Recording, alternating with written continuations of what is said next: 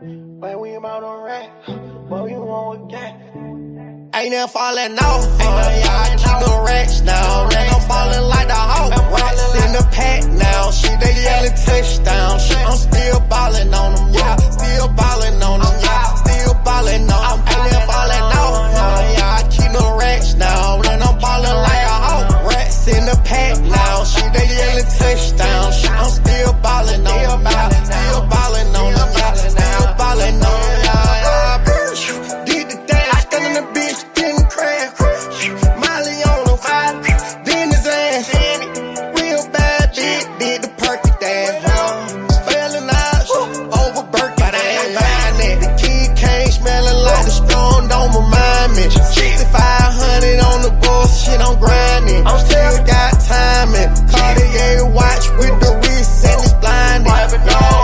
Every time I click that beat, that auto start up. That's a money move, watch the money move. Go on a money move, watch what the money do. Watch what the money do. Started from the bottom now, who on with the same transaction? We act a fool, we act a fool in it, bitch. We act a fool, we act a fool in it, bitch. We act a fool in it, bitch. We act a fool in it. It's us, ain't never falling off. I keep the racks now. And I'm ballin' like the Hawk, racks in the pack now. Shit, they yellin' touchdown. Shit, I'm still ballin' on them, yeah. Still ballin' on them, yeah. Still ballin' on them. Ain't never falling off. I keep the racks now. And I'm ballin' like a Hawk, racks in the pack now. Shit, they yellin' touchdown. Shit, I'm still ballin' on them, yeah. Still ballin'.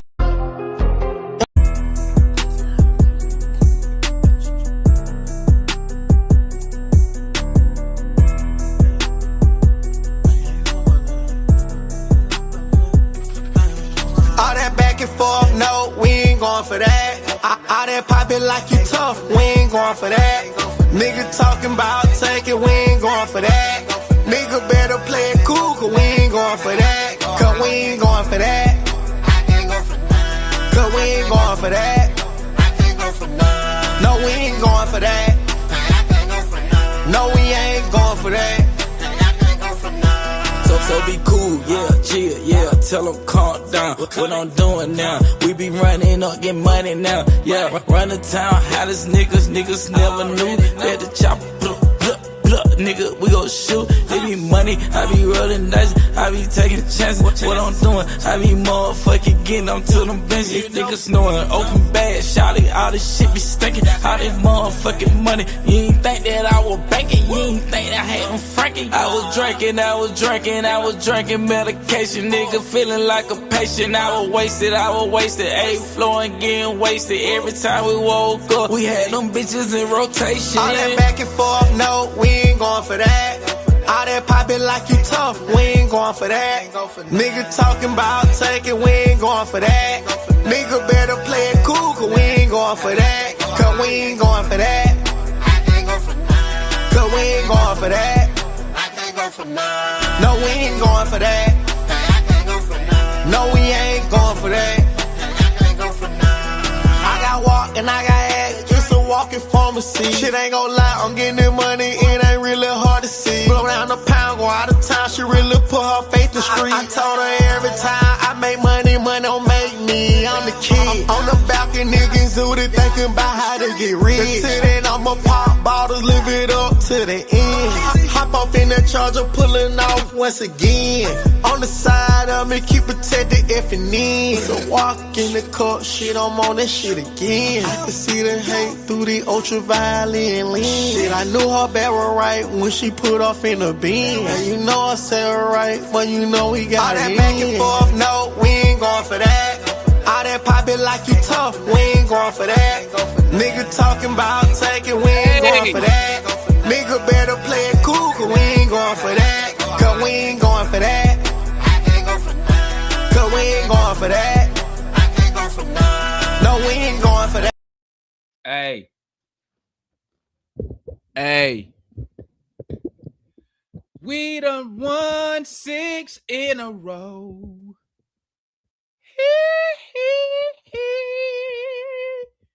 Shout out to my boys tonight. Shout out to the gang. Man, listen, man. That boy Jalen Johnson is a prime timer. You hear me? He's a PTPer. You hear me? He is a PTPer. You hear me? And if you old as me, you know what I mean when I say a PTPer. Y'all know that's some old school Dick Vitale talk. He a prime time player. Prime time bucket getter. Our own all-star. Soon to be all NBA player. Because if this dude don't make all NBA, Tony Ressler need to make a phone call to Adam Silver. Bruh, this was a complete game by the guys. Whatever role people had to play, whatever role they was given, they came out here and they executed. They came out here and they executed. Jalen Johnson pulled out he showed you the whole arsenal tonight. Showed the whole arsenal tonight. All NBA level player right there. All NBA level player. Shout out Dyson Daniels. 15 points, 9 rebounds, 7 for 10. He hit the shots he was supposed to make. Great job, Dyson Daniels. Great job, Jalen. 35, 10, and 7. Onyeka Okongwu, good job. 10 points, 5 assists, 6 boards. We know you kind of messed up that break, but it is what it is. Threw in 2 steals. Jalen had 2 steals. Dyson had 2 steals. Nikhil, 8 for 15. 4 for 9 from 3. 24 points tonight. 6 assists. We got to do something about them turnovers, though. Nikhil, CJ, and Jalen Johnson was killing us with these turnovers. Them three by themselves had 15 of the team's 18 Let me get it correct. Let me get it right. 5, 10. No, 5, 9. Yeah, 15. They had 15 of our 21 turnovers tonight. First of all, 21 turnovers, way too high. That's number one. They got to fix that. 5, 4, and 6. Ridiculous. But anyway, McCollum, 6 for 13. I can't be mad at that. 1 for 5 from 3. The 3 ball won't there tonight. Hit his free throws. 17 points tonight. 17.7 assists. Zach, 22 minutes, 8 points, 3 steals, key block, 4 rebounds. He did some of everything tonight. But that dude's on-ball defense is getting crazier and crazier. It's getting crazier and crazier. Oh, my days. They tried to get Grimes the ball. They was barely getting him the ball. Got to tip your cap to Zach, man.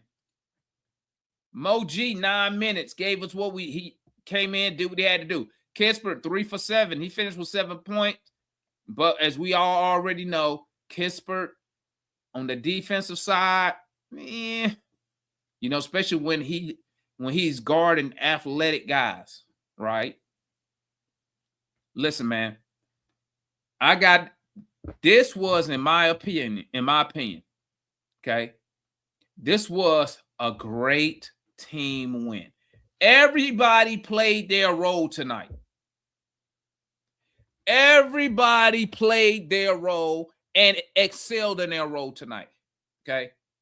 And I know some people, they be like, well, They didn't have Embiid. They didn't have VJ Edgecombe. Well, we just beat their ass the last time with VJ Edgecombe and Embiid. We've already, and Maxey. We've already beaten their ass with Embiid. Bro, we've beaten these dudes 9 times in a row, bro. We've beaten the Sixers 9 times in a row. Okay. It don't matter who the Sixers send out there, dog. It don't matter. It don't matter who play, who not. But I'm gonna tell you like this. If Maxey has to be out an extended period of time, the Sixers is dropping in them standards. The Sixers gonna drop in them standards. I'm gonna tell you that right now. Okay. But this is probably one of our better team wins. I have my only negative thing that I have about tonight's game, because I wasn't even concerned in the fourth quarter. I wasn't even concerned in the first quarter when we fell behind. I wasn't even concerned. I said we was going to come back. What did I say? I said right up here and said, soon as we wake up, we're going to take over. We're going to win. Salute to Dyson Daniels for waking us up. Okay. Because him going back and pushing up Buddy kind of woke the team up. It was down here for the Sixers ever since. Right? That's 5 in a row at home. We finally finding ways to win at home. And I'm going to tell you something right now. I already know what people are going to say. You beat the Wizards. You're beating a team that's no good. Let me tell you something, man. Okay? Hawk fans know we liable to lose to anybody. Okay? It don't matter. So the fact that we're actually handling business, okay, against these lower rated teams, which today Philly was a lower rated team because it was missing key players. And we went out there, we took advantage. Hey, it is what it is, man. Great team win, man. Great freaking team win, bro. I don't even know what I have no. Wait, what did I say? My only complaint is the turnovers. Okay. CJ McCollum, you can't have 6 turns.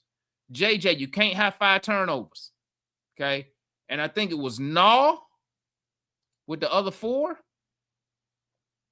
Yeah. CJ with 6, Naw with 4, Jalen with 5. Besides the turnovers, which don't get me wrong, turnovers, when you got 21 turnovers, that's a big deal. We can't afford to have that. We cannot afford to have that. Great team win, man. Let's go. Let's bring everybody up, man. See what everybody got to say real quick. Let me drop the link one more time. Hope everybody having a great weekend. You feel me? Let me drop this link one more again. Anybody missed it? We're gonna run through this. And then we're gonna be about our way. Yeah, I agree with you, Mega Mike. You can't give up 20 points off turnovers. I'm gonna tell you like this, man. If we was playing the Pistons, we would have got our ass whooped. Okay. If we was playing the Celtics, we would have got our ass whooped. If we was playing one of these top teams, we would have got our ass whooped. But luckily, games like this, hey, sometimes the shit be fucked up. You know what I'm saying? We got through it. All you can do is say, whoo, I'm glad we didn't blow that. You feel me? What's that victory song? Oh, that's my boy YQ. That's YQ song.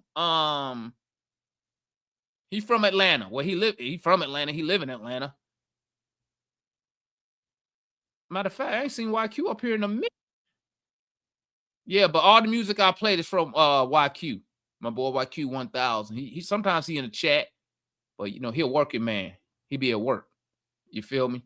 So what? All right, let's start with let's set up Marion. Good win today. Good win today, man. What's going on, Damon? Chilling, man. Chilling. As always, happy when we got a dub.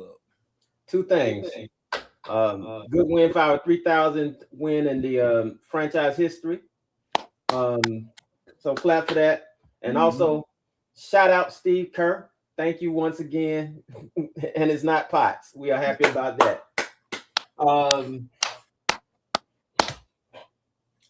It was good to see Jalen step up. That last dunk, man, I'm gonna tell you what. Everything. That last dunk was everything we need. That was a dagger. It was the exclamation point. It was the cherry on top of the sundae. It was everything we needed, and it was a confirmation that Jalen is the man. Jalen is the man. Man, we get Jalen out here and JK out here at the same time. It's gonna be something. It's gonna be something serious. Going toward the basket, because he did that in traffic, swerving through people, and that was over Oubre. Right over and past Oubre. Yep. Good to see. I want to give Zach some credit. Zach, second half defense. I know you gave a shout out to Dyson, but Zach's second half defense, when he came in the third quarter and started locking everybody down and taking the ball, that guy, once he gets some strength, man, once he gets his strength up, he gonna be our 3-and-D specialist, and he's gonna be a force, because the dude already knows how to play the game. He's smart. He knows how to play the game. I just wish jokers would pass to him. Why don't they pass to him? I watched him. You know, it's certain things that you have to reciprocate in basketball. When somebody makes a great defensive play on one end and they pass you the ball and you see them open, you're supposed to throw it back to them. Our team don't do that. And as much as CJ helps this team, that joker be ball hogging out there, man. He be willing. So, but it was a good game. Everybody played their role. We beat a team we were supposed to win this game. We were supposed to beat this team. Yeah, and we did. The turnovers were terrible. In the first half, it was our worst nightmare. That is when a team plays perimeter defense on us and they attack the ball. The other thing that was the worst nightmare for us in the first half was that dude Watford and getting real physical. And Grimes, Grimes and Watford, they were going at our guys. They were going out at our guys like they were small. Watford was backing everybody down.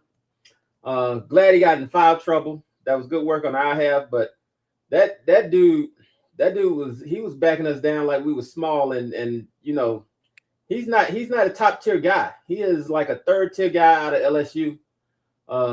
We're gonna face some top tier guys who can do that a lot better. So we need to figure out what we're gonna do on defense when we play against guys who can be physical in the post. I'm glad we got Kuminga because he's gonna be physical. I believe that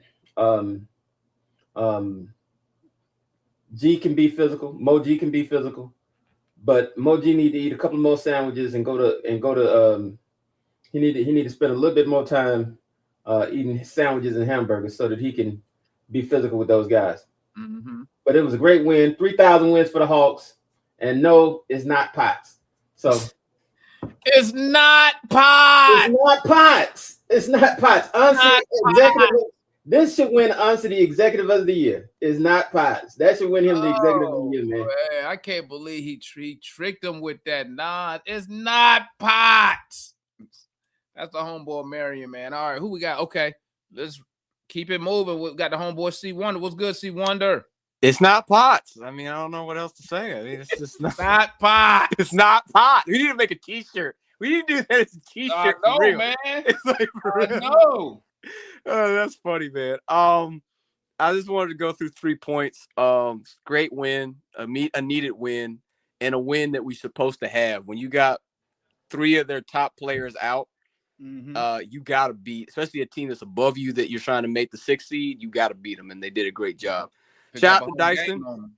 Yeah, shout out to Dyson. I think that when he pushed Wayford, that kind of woke him up because he woke up the whole team. He woke up the whole team because he was like, because Wayford was bullying the snot out of us, and Dyson was like, "I'm sick of this joker," and I was like, that's the first time in a long time I've seen Dyson actually get, angry and physical with somebody like that, and that was good to see. Shout out to him. He had great efficiency, even though that last 3 at the game made me laugh. I ain't gonna lie. I was like, he ain't gonna make this, and it barely drew our in. But in spite of that, he did a great job with the defense, rebounding. I think he's one of the best rebounding guards in the league, especially on the offensive end. He's really good. Jalen, I've been hard on him because I'm like, brother, you got to prove to me you can be the alpha. And tonight, especially in that fourth quarter, is like Neek said, he took what he wanted and there was nothing anybody could do about it. Those 2 dunks through traffic was like, let me show you just how athletic and physical I can be. And I love that. I was so happy that he just put his head down and said, give me the ball and get the heck out the way. And I'm so proud of Jalen. Hopefully, if he can continue that, he can be that franchise guy. But last but not least, shout out to Zach, man. His defense, bro. What I love about Zach is that he is taking the role he's given and embraced it. No complaining, no whining, just locking up guys on D and shooting threes. And I'll be gracious to Quinn. Maybe putting him on the bench has alleviated that pressure because it seems like he's playing more free and more focused and doing the little things. Like you said, if he gets a dribble, it's game over because his defense is so – I saw him on multiple guys defend. And I'll give Quinn credit. We were up 4 points, 102 to 98. And he had Kisper out there. And Oubre beat Kisper, and then Warford beat Kisper. Quinn took a timeout, put Zach in, and that helped us with the momentum. And we didn't look back since. I was proud of Quinn that he actually rewarded Zach for his effort because that helped change the game. Yep. So, yeah, man. Keep stacking the wins, bro. All right. That's the homeboy C Wonder. What's good, Doug? Doug, you there? We'll come back to Doug. I don't know if Doug got something. What's good, Red? Talk to me. What's up, man? What's up? Man, I can't say nothing bad about the Hawks, man. Like I say, I'm loving this right here. 6 straight wins. What was 7-1 since the All-Star break?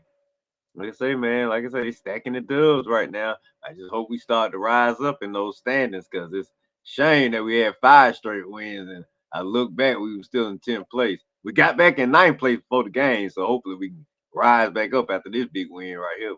But we picked up a game on the Sixers though. Cool. Hey, that's good. Like I say, that's what happened when you keep stacking wins. You know, good things just keep happening. We got the Mavs next. I think the Nets after that. Got to get both of them. Like I say, we just got to keep winning and don't even look back. But like I say, JJ definitely showed out tonight. 35-10. Like I say, man, I just wish this was a playoff game. Could you imagine what folks would be saying had he did this in the playoffs? Man, we about to see. Hey, we about to see. We're gonna make the playoff. Yeah, they gonna get their opportunities. Like you say, It was an all around game. Like everybody say, everybody knew they role tonight. Everybody did they role tonight. Defensive wise, I love Zach coming off the bench now. I wish we can. I'd be glad when we get JK back in the lineup so he can get some of this. So he can get his cooking game on too. I bet he'd be ready for Golden State though. But like I said, rest him so he be healthy for Golden State. I hope we go for 40 on them boys. Well, what you saying, man? Oh man, but like I say, man, no complaints right now, man. The Hawks are winning. That's what we needed them to do straight out the All-Star break. They starting to cook. Everybody starting in jail. Like JJ said, no, JJ, Corey, Big O. Like I say, we're gonna know all the names. Jock, even Jock was up in there, got the haircut and everything. Like I say, we're gonna know the name of all these guys soon, man. I just love it right now. Love what I'm seeing. I'm so proud of the Hawks. 3,000 franchise win. See you Tuesday, baby, when we get ready to play these Mavs, man. Let's go. All right, that's the homeboy. That's the homeboy Red. There you go. What's good, Doug? What's good? My bad. I'm talking about as soon as I walked in the store, I guess that was my turn. I had to order some wings real quick, bro. I just got off work. That's why I'm in the car. Okay, what you get? You get some Magic City wings? I wish, but I ain't finna ride down there, man. Goddamn. I stay in the outskirts of Atlanta, like Metro. But anywho, man, Jalen M.F. Johnson, man, he brought it tonight. He brought it tonight, man. The way he was talking his shit, bro. He dunked on them boys, and they was doing all that talking. All that Y'all can talk now, but let's see if y'all gonna be talking at the end of the game. And they wasn't talking at the end of the game, so that's a good greedy win again. We hot at the right time. I love what we doing. Quinn actually coaching his ass off. Not gonna lie. He actually going at them refs finally. He is. And then he called so many timeouts at the beginning of the game to try to slow the pace down, to try to keep Philly in striking distance. We burned like 6 timeouts in the first half. I was like, Quinn has never done that. Called timeout, the timeout, the timeout, the timeout. I appreciate Quinn for finally seeing that. But Dyson, man, when Jalen threw that lob to him, I was not expecting him to throw that lob to Dyson. I was like, whoa. Okay. Dyson. Okay, then. Shit. All right. I ain't even shooting about the threes no more.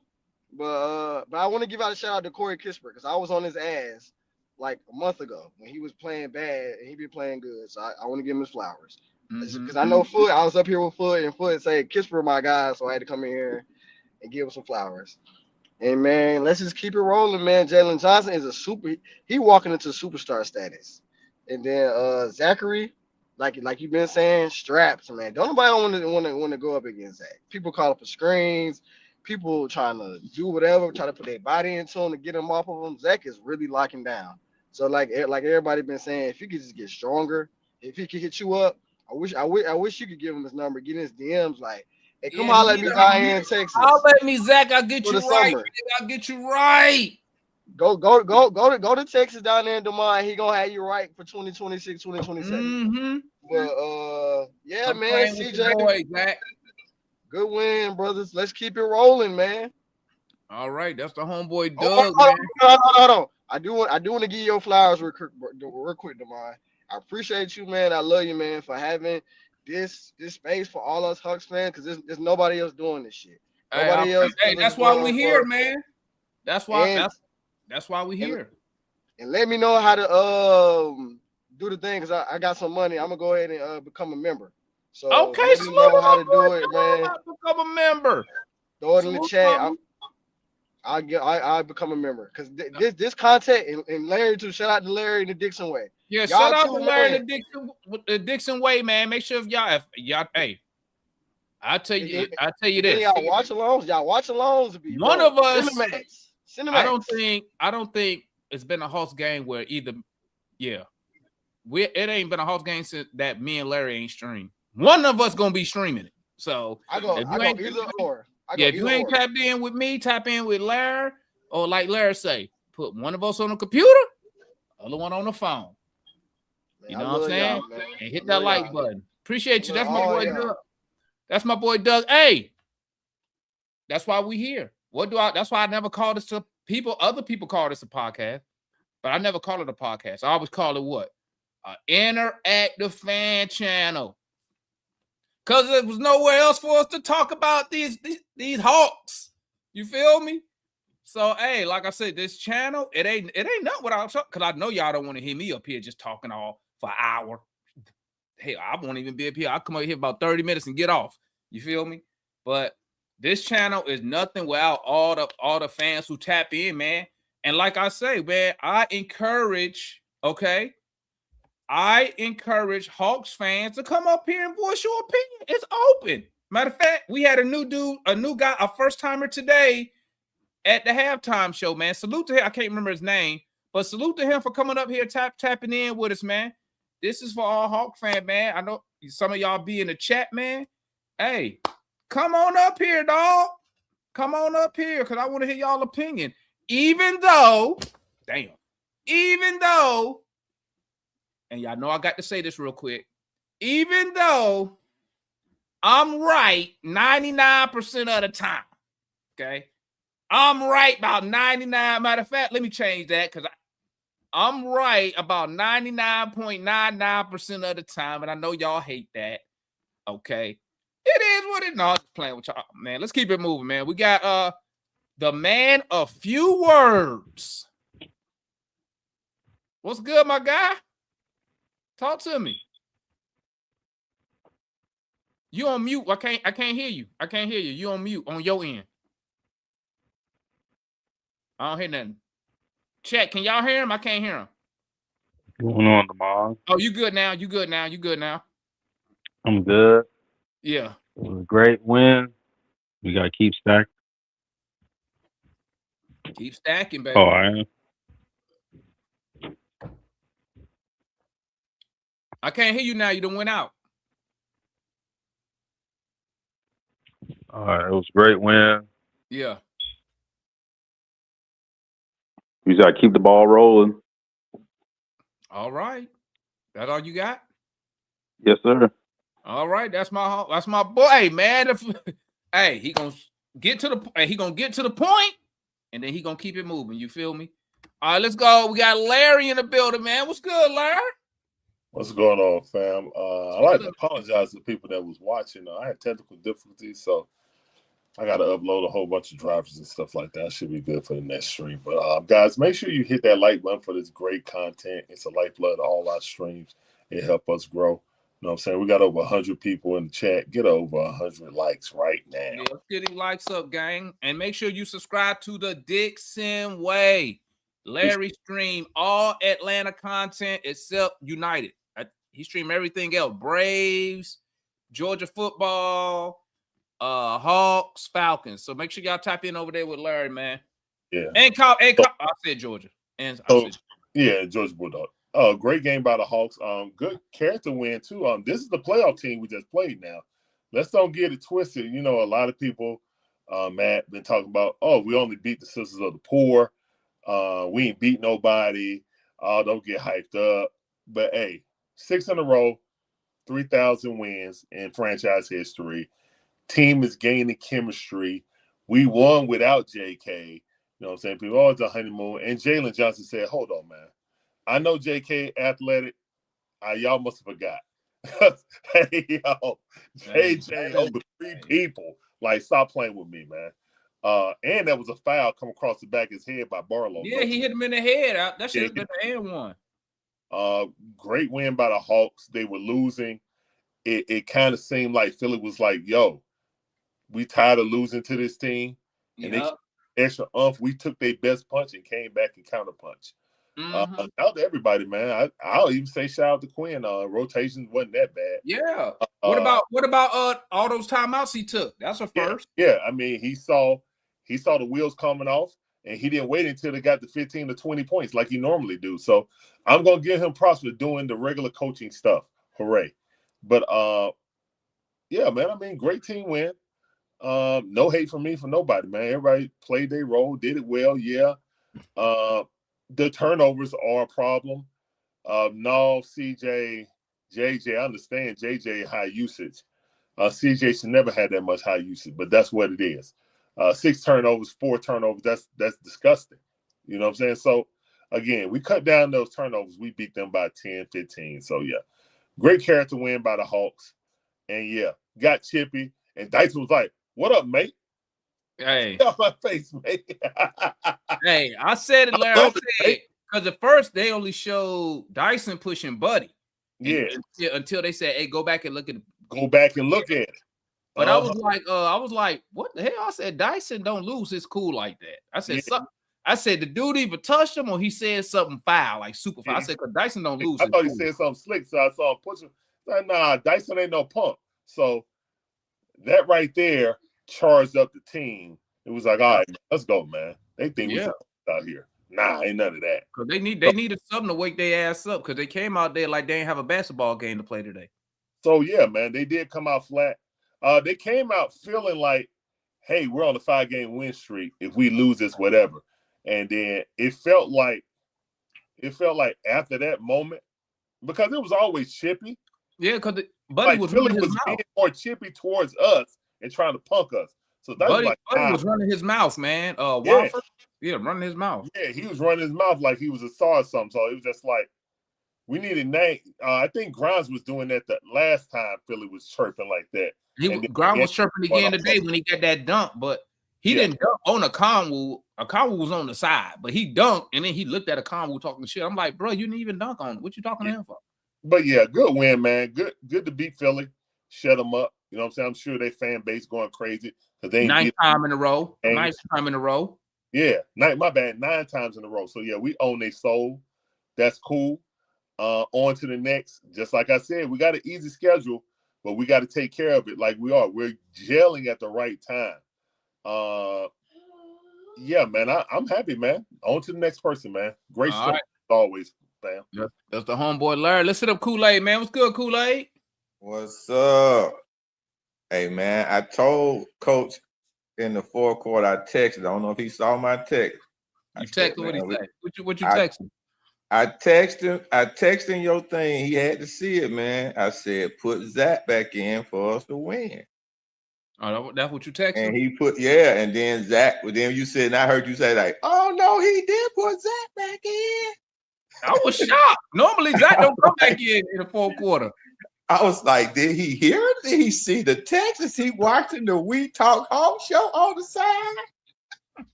They call me coach when I'm down, so I'm coaching from We Talk Hawks. Okay, coach. I said, I guess we gonna win this one. That's when it was still tight. Then we start running away from them, man. Got the 8 to 10 point lead, man. Went on that run. I said, yeah, we need JJ and Zach to be in the game together. We gonna get this run, man. Because Zach was there. Is that Zach there to play off of JJ, man? Just like he would put there to play off of Trey. He there to play off your point guard, off your guy who handled the ball. That's what Zach there for. He played both ways, man. He held it down again. In the last game, he was the glue to the defense. Both ways. You don't see his points and everything, but you see all the little stuff that he does, man, as for energy. And it was very important in the last game. And I'm telling you, it was important for this game because a lot of times when they could have went on a run or got momentum, Zach was the main person to stop that momentum, man. And so I hope Coach Quinn and honestly value this dude because if they don't, Trey Young gonna be saying, "Come play with me, Zach. Come play with me." And y'all don't want that to happen. Y'all don't want them to have Sar and Zach. So they better value this dude, man. Hey, man. And I'm going to say like this, man. I don't even know how the 76ers was in that sixth spot for real, man. But they trash.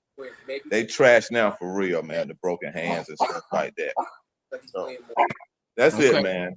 All right. Hold on. Let me get the boy Juan real quick. Hold up. Go ahead, Juan. Another good win, man. 6 in a row. What's up, Mary? C Wonder, everybody else in the chat.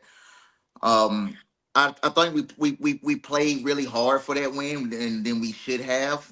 Having 20 turnovers, you know what I mean? I think you said it, Damon, about 10, 15 minutes ago. If we would have played Detroit, San Antonio, Boston, one of those teams with all those turnovers, would have lost this game in pretty bad fashion.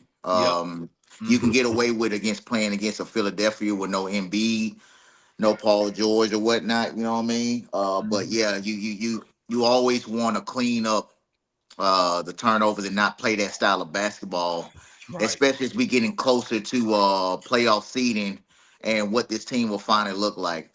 I think Zach Emoji off the bench tonight was exceptional, at least from Queen from a coaching perspective. Both of them brought a level of defense that Philadelphia didn't want to see. I think Marion pointed to it about Zach. Zach had 3 live on ball steals between the third and fourth quarter. No one's gonna talk about, like, he just went to the guy, stole the ball out of his hands, like, I'm taking this down the court, and I'm going to try attempt to make a basket or find someone else. So that's some in some development and some growth in Zach.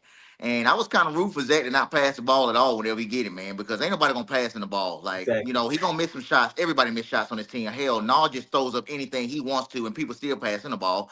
But Zach missed 1 or 2 threes, and they don't want to give him the ball no more. I still hate him camping out in the corner, but that's the way Quinn wants to play, man. I think he's better diving in the middle and cutting for dunks like he did last year. I just don't know what we get away from that, but I won't talk about that too much. I think he also had 2 blocks tonight too. Dude just been incredible from a He defensive got that block on that person. help. Yeah. On And Maxie, Demond, wasn't it? yeah, On the Demond, jump. you posted in the Hawks home group. He has like 100.1 defensive rating That's insane. in the That's last 6 insane. games, and it's probably gonna be 99, 98 now. Probably. You know what I mean? Like, he and Moji's been like 97. You know what I mean? Those two have been incredible defensively. And you top it off with Dyson Daniels. Dyson Daniels has the best defensive rating since the All-Star break, up there with Chet Holmgren at 98.3.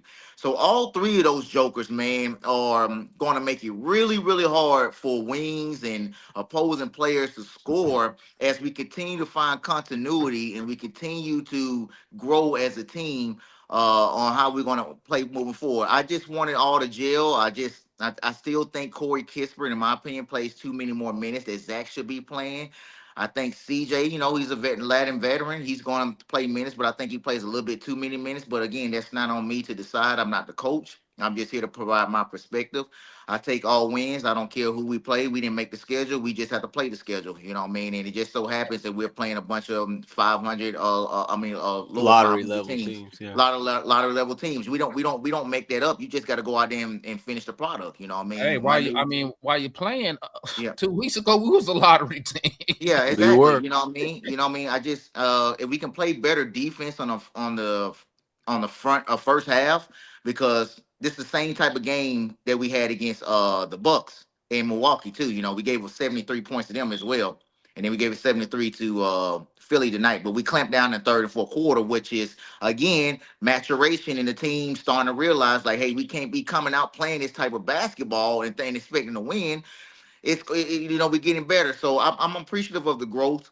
I'm appreciative of them playing together. I'm appreciative of having one of the longest win streaks in the NBA right now. I just ask that we keep our heads up. Don't get too high, don't get too low, and just keep developing, man. That's all I got, man. You know what I mean? Like the playoffs are right around us. I know you probably talked about it, Demond. Maybe I missed it. Tatum back. You know what I mean? So now Boston's a little bit tougher.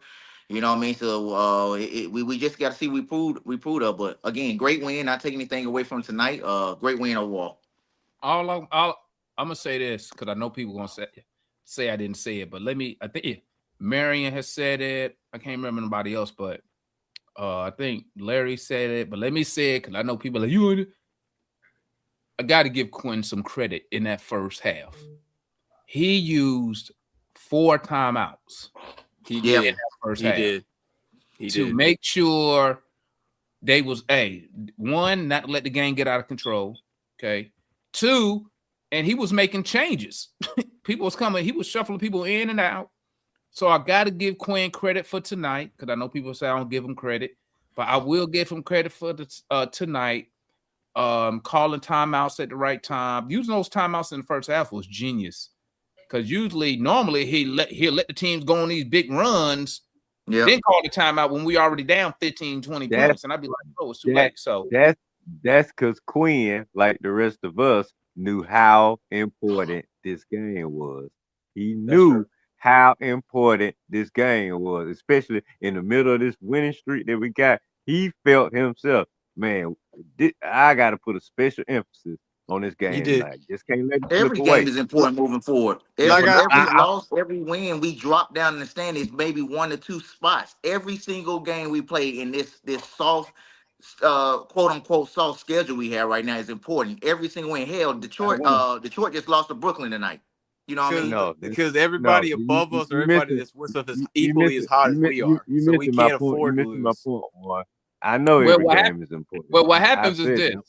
Like I tell people this, man. This is what happens when you trick off the first half of the season. When you trick off the first half of the season, now all your games after the All-Star break matter. Yep. Now, prime example. Detroit lost to the Nets. Brooklyn. Who cares? Detroit don't care. I mean, when you 41 and 15, who cares? Now they may care about because they trying to maybe get the best record in the league. But at the end of the day, you don't really. That's a game you be like, oh, we lost. Move on to the next because you're 30 some games over 500. But now when you're dealing with the Hawks, what we normally do, we trick off the first half of the season and we make these games mean something. You know, we have a better second half. We have a better second half. You would love to be like one of those top teams who can get to the last week or 2 of the season, probably rest some guys because you're gonna either finish first, second, or third, regardless of what happens. But like we never get that opportunity because we too busy. We have before. We have before 10 years ago. Demond, case in point of what you're saying. 3 losses to the Chicago Bulls. Like Boom. those three losses, if we would have turned them into wins right now, we sitting in the 6th seed right And now. all of You know them what were I mean? single digit losses Single too. digits, yeah. They You were know, the single loss to digits. Washington, the Dang. blowout to Washington, you know, in Mm-hmm. Washington. Like, that's another win where Corey Kispert goes for 30 points. Like, those are the wins you're talking about. You know, those are the games that you're Yeah. elaborating on right now. So Getting now you beat gotta by make it up. Miami twice too. So all now that you got to stuff, make it up. man. Now you got to make it up on the back end. What's good, Marion? Then we go to swing over there to Jay. Like he said, Yeah, let me just say this real quick. I wanted to kind of echo something that Doug said earlier. I want to thank Damon and I want to thank Larry for making this community, these communities. Amen. I Where did Larry salute you, go? man. I spent about 20 years in another Hawks community, but it was not inclusive. This is the most inclusive Hawk community that there is, and I'm glad about it. I'm glad that it's here. I'm glad that you give the Technical fans a voice, difficulties. and I appreciate all the work that you've done to make this happen. I know it's a great sacrifice that you make, and Larry also. I'm just amazed at all the times I turn on YouTube and I see Larry. So I appreciate both of you gentlemen for repping Hawks fans and for repping the Atlanta, and you're not even from Atlanta, so I really appreciate that. Thank you, sir. Thank you. Sure. It's I could have same for picked me. any team, but shout out Ted Turner, Superstation TBS, man. America's team, baby. America's team. too. If it wasn't for TBS, well, I could have picked the Bulls because I got WGN. yeah, because I used to get WGN. Me too. Yeah, and man. TBS. They used to be public. And you got to Yeah, remember we this, used to New York Marion. Town, too. Hey, Marion. See, a lot of people who not old as us don't remember this. Exactly. Y'all In don't remember Virginia, the New where York I'm Town from in too? Virginia, right? Where I'm from in Virginia, I'm from Portsmouth, with the Southern Virginia, which is Virginia Beach, Norfolk Naval Air Station. When I was a kid, there was no NBA team. There was no basketball team south of Virginia except Atlanta. Yep. There was nothing in Charlotte. There was nothing in Florida. Everything else was north. So like my brother is a Commanders fan. My dad is a Colts, Bullets fan because my dad is from Baltimore, right? So I just started watching TBS, man. And what a lot of young fans don't know is, remember back in the day, the game was free. Yeah. You'd have turned on the TV. Bloop. Cable, man. It was Cable. free. No, you Now need cable. Magnifique. I remember all that, man. Oh, it wasn't? Now in Atlanta, we had TBS for free. They didn't tell you TBS, what the trick was, baby. right? And The trick is WGN. today the game. Oh, I did not know that. Then Y'all you had to it afford made the back TV. then, man. Yeah, like you didn't like. you had to Wait a minute. You didn't know TBS was free in Atlanta? Yeah. No, Red, I did not know that. The only Yeah, bad I thing, I didn't know that either. From my, I had free movies did not after know the that. game. I had free sports and movies after the I'll tell you game. this, Wonder, the only bad thing about when I was growing up is if you didn't have regional coverage, I couldn't watch unless it was the national game. Like I couldn't watch no other games. You had to watch whatever they gave you on TV, so you didn't have like league pass and stuff like that. But luckily, shout out Ted Turner. We had all the Braves games. Because I was raised up in the mid-90s, right? I was born when in I the moved to California, I still was watching the Braves. Hey, So guys, I might have caught That's a that. true fan right there. I grew up when all It the was on channels. TBS, That's a man. true I can fan. watch them. Also, Wild World of C1 Sports, guys. I grew up on Wild World of Sports. All the I channels. grew up watching pathetic. Football, C1. baseball. All you needed was an antenna, and then But Jordan the in his Hawks, prime. the Hawks, hey, the Hawks was on TV and WGN. watch Hey, sports all day my long, mom bro. said the same thing when she was down here in Georgia. She said that you WGN, just they used to needed an play antenna. all the Bulls My games. mom Jordan, said that. yeah. Hey, well, you had to have cable to have WGN, but I got it once I got cable. We didn't have cable. It came on in Atlanta. Yeah. That's what I'm talking about. In Atlanta, you got WGN, but you had to have the cable. WGN, because WGN show all the Bulls and All the Bulls games. Yeah. Cubs All the games. Bulls But I hate you. Supposed to hate the Bulls if you a Hawk fan. You don't care about no I Bulls. did, but Jordan was on every night. I did. That's I don't care. I don't even like Michael Jordan. I used to hate the I ain't Bulls. watching You that gotta one thing. respect greatness, man. That's No the matter reason what I it is, left. you gotta That's the reason I respect became a Laker fan, because I got tired of folks talking about Jordan. Jordan Look was at on y'all every still night, talking man. about him. I'm a Dominique fan. I used to watch the Bulls, but since I hated Jordan so much, All them clowns I went to school with coming in class talking about. I watched. That's why I said when LeBron came in the league, that's why I said I'm not gonna do that again. Yeah, You missed out on greatness. I grew up on analog TV, guy. Out on greatness. Analog Yeah, TV. when LeBron came in, I made it a regular to watch him all the time. Hey, but real quick, let me hear what let me hear what Jay got to say about tonight's game. He didn't get his shout out yet. He didn't get his. I want to go after Jay. See, Wonder, your name's not Jay. No, I said I'm going after you. I'm saying I was going to go after you. My bad. Yeah. My bad. Calm down, brother. Yeah, my bad. It's been a long day. Man. I understand, dog. Shit. I mean, I didn't even think I was gonna come out here today, man. My mom's supposed to be coming down to Houston, but she got stuck in Atlanta. Apparently, it's a storm that's leaving here, heading away. Yeah. So hopefully she gets out here tomorrow. Hopefully, mom get there safe, man. Yeah, man. Yeah, it's out here. Huh? She flying? She's flying. Yeah, her plane got canceled. So I thought I was about to go pick her up, but nah. I guess I got some time tonight. All righty. You know, I mean, at this point, I heard what you guys were saying about, you know, give credit to the guys where it needs, but you know, at this point in the season, when you are trying to compete for a playoff spot, play-in spot, whatever, seeding, there are no more style points. It's just, you know, it's like SEC football. The goal of every game from here on out is to go 1-0 every game.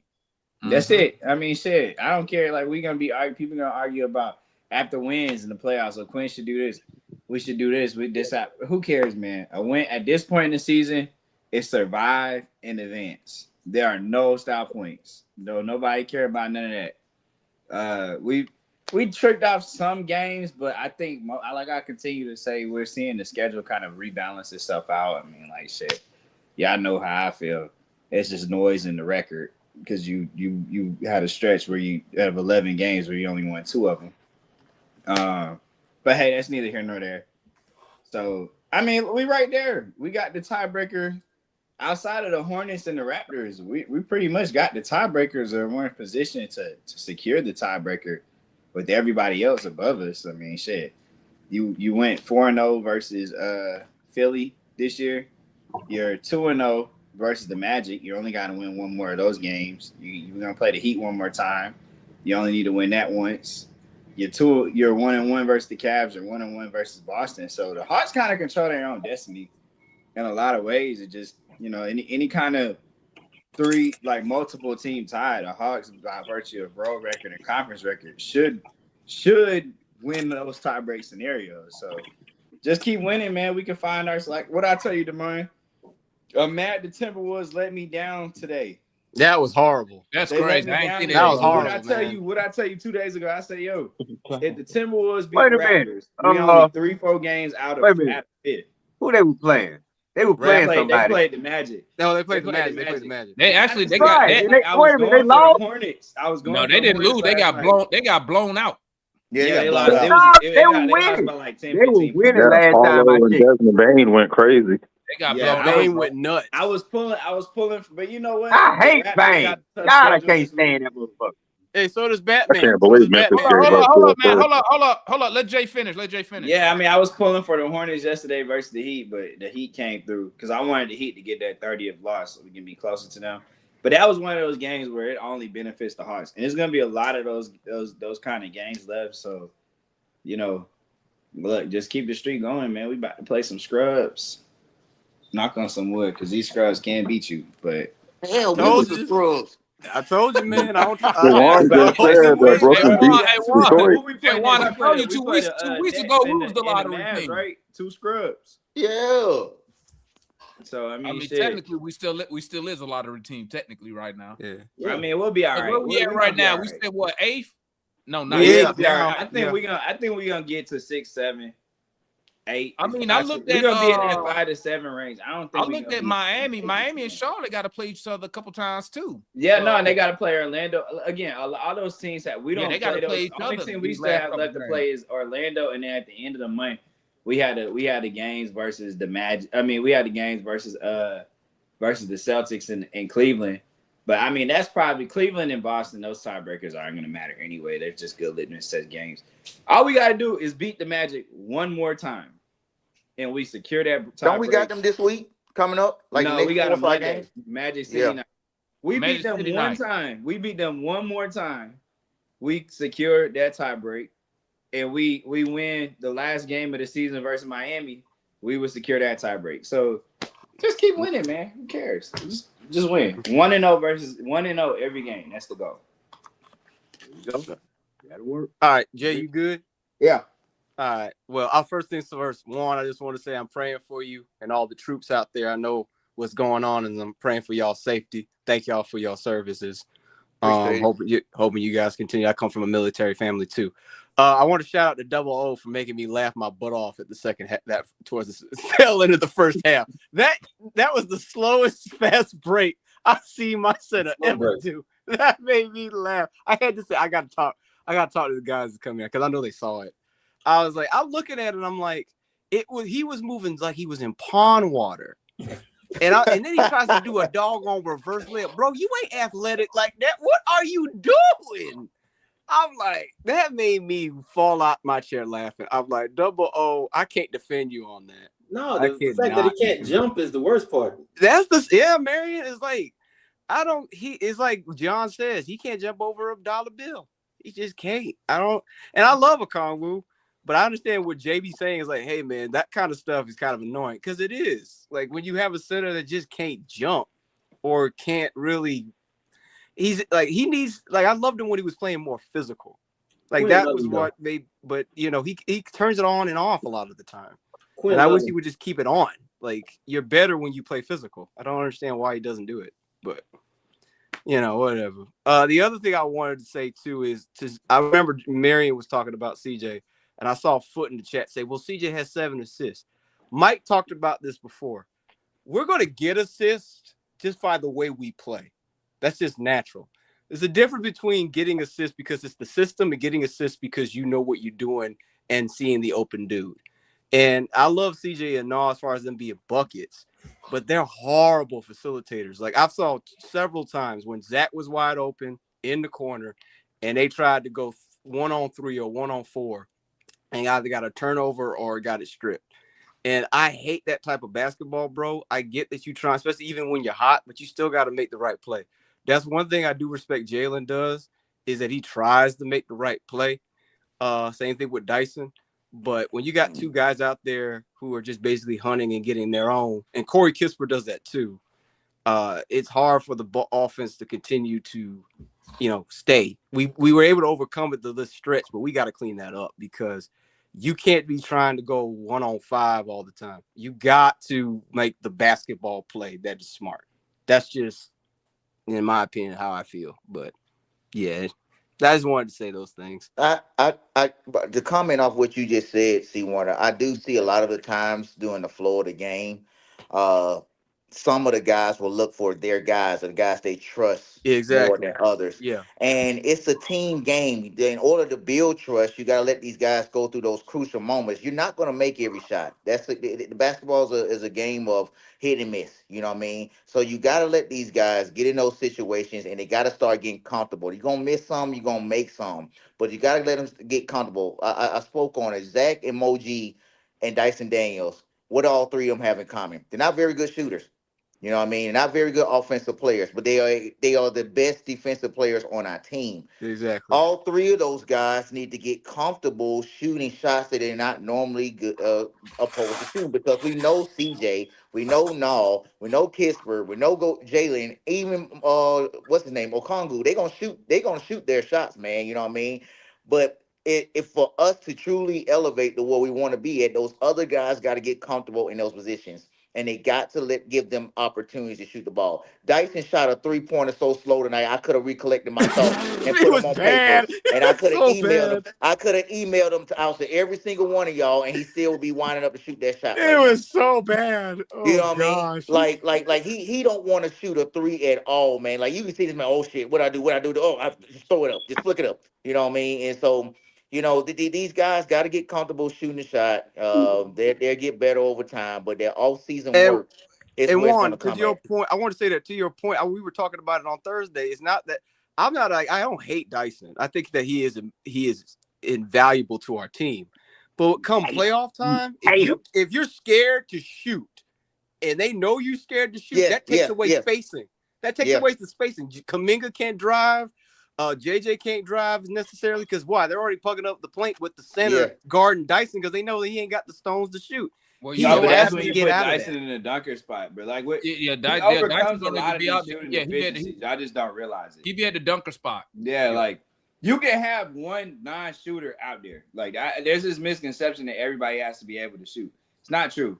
And where because Dyson can handle the ball, like he's not the same. It's not the same as like if he was Tony Allen that couldn't do anything, or like Matisse Thybulle. Is because he can get to spaces, pick up his dribble, turn around, and find guys, and he can play out the dunker spot. It's not gonna hurt you as much as you think. That's why I said Nikhil's lack of passing is a bigger issue than Dyson's lack. Yeah, I understand that, but I remember you were. Hang on, I want to say this. I remember you said. What helps us the most is that we have big men who can shoot the 3-point shot. Exactly. But when we play good teams, all of our inefficiencies and all of our errors are going to be put on display because if we get in the series, when we get in the series with a good team, they're gonna key in on the fact that Jalen loves to pass the double O. If we can see it, a good coach can see it, and they're gonna key in on that. They're gonna key in on the fact that Dyson doesn't shoot, and they're gonna key in on the fact that they're gonna key in on just about every little error that we have. So as they should. So C1 is right. We need to start cleaning some of this stuff up, especially the selfishness, because when we get into the postseason, CJ has absolutely no reason to be selfish on the court. Nope. And they're gonna key in on the fact that Noah is not a great passer. If you watch the first half, and the first quarter, that's the biggest fear that we should have, is that a team actually pressures the ball with on-man defense. They wasn't doubling anybody. That was on-man defense, and they were just picking off those bad passes, and they were taking the ball away. Fortunately, we overcame that, but that's something that we can't go into the postseason trying to do. Yeah, and Jay, I wanted to say, like, I get what you're saying. Like, I know you compare Draymond. I'm watching the Warriors game, ironically enough. I know you compare Dyson to Draymond as far as, like, he's not a non-shooter, but he's invaluable. That's cool. But the problem with that comparison is Draymond Green played with the two greatest shooters to ever grace the court. Oh, but that don't matter. That don't matter. Yeah, it does. Yes, it does. Yes, it does. Yes, it does. No, it doesn't. See, let me tell like you John. Yes, it does. Draymond Green's basketball IQ is so high, and the way he plays the game is so good. He would have been a good player. It didn't matter if the ball go in the basket, we win. Right. Draymond Green is what you call a Hall of Fame level role player. He would have been good on any team. No, he would have been good only on the Warriors. Jay, I'm trying the to tell ball you, go bro, in the basket, we win, Jay. His basketball mind is crazy, bro. Draymond would have found a way to stick on any team. If you don't believe that, I don't know what to tell you. Yeah, hang on. He didn't do much when it comes to Jimmy Butler and all them. And when they listen, Green, when it comes, I get what you're saying. His IQ, I agree with you. Green, they wouldn't even win a playoff series, but on another him team. being a point forward only works if you have Steph Curry and Klay Thompson. If you got elite shooters around. No, if he had that's fine. If you want to say his game wouldn't be as effective, that's another. But he would have been a level basketball player. Yeah, Harrison Barnes. Kevin Durant. Because of what Kevin he does, Durant. it's very invaluable. Like what you Iguodala. Every team in the league can Jay, I'm not denying he isn't. No, Jay, you're missing my point. I'm not saying that he's not good. Just like I'm not saying Dyson's not good. But to say it wouldn't work because he wouldn't be playing on the with two of the greatest shooters, and true. Because any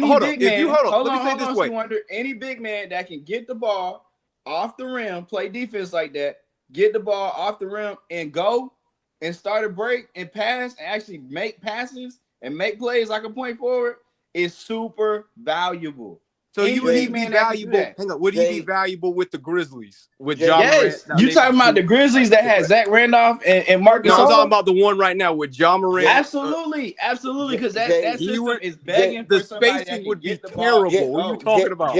Jay, I think that there's some. All right, there's a lot of of truth in Draymond Green being a high IQ level player. Yes, He's we a know that champion. he He's does. a Hall He of does. Fame He, role hold on, player. hold That's on, what he hold on. is. He does a lot of intangibles, and he is going to Hall of Fame.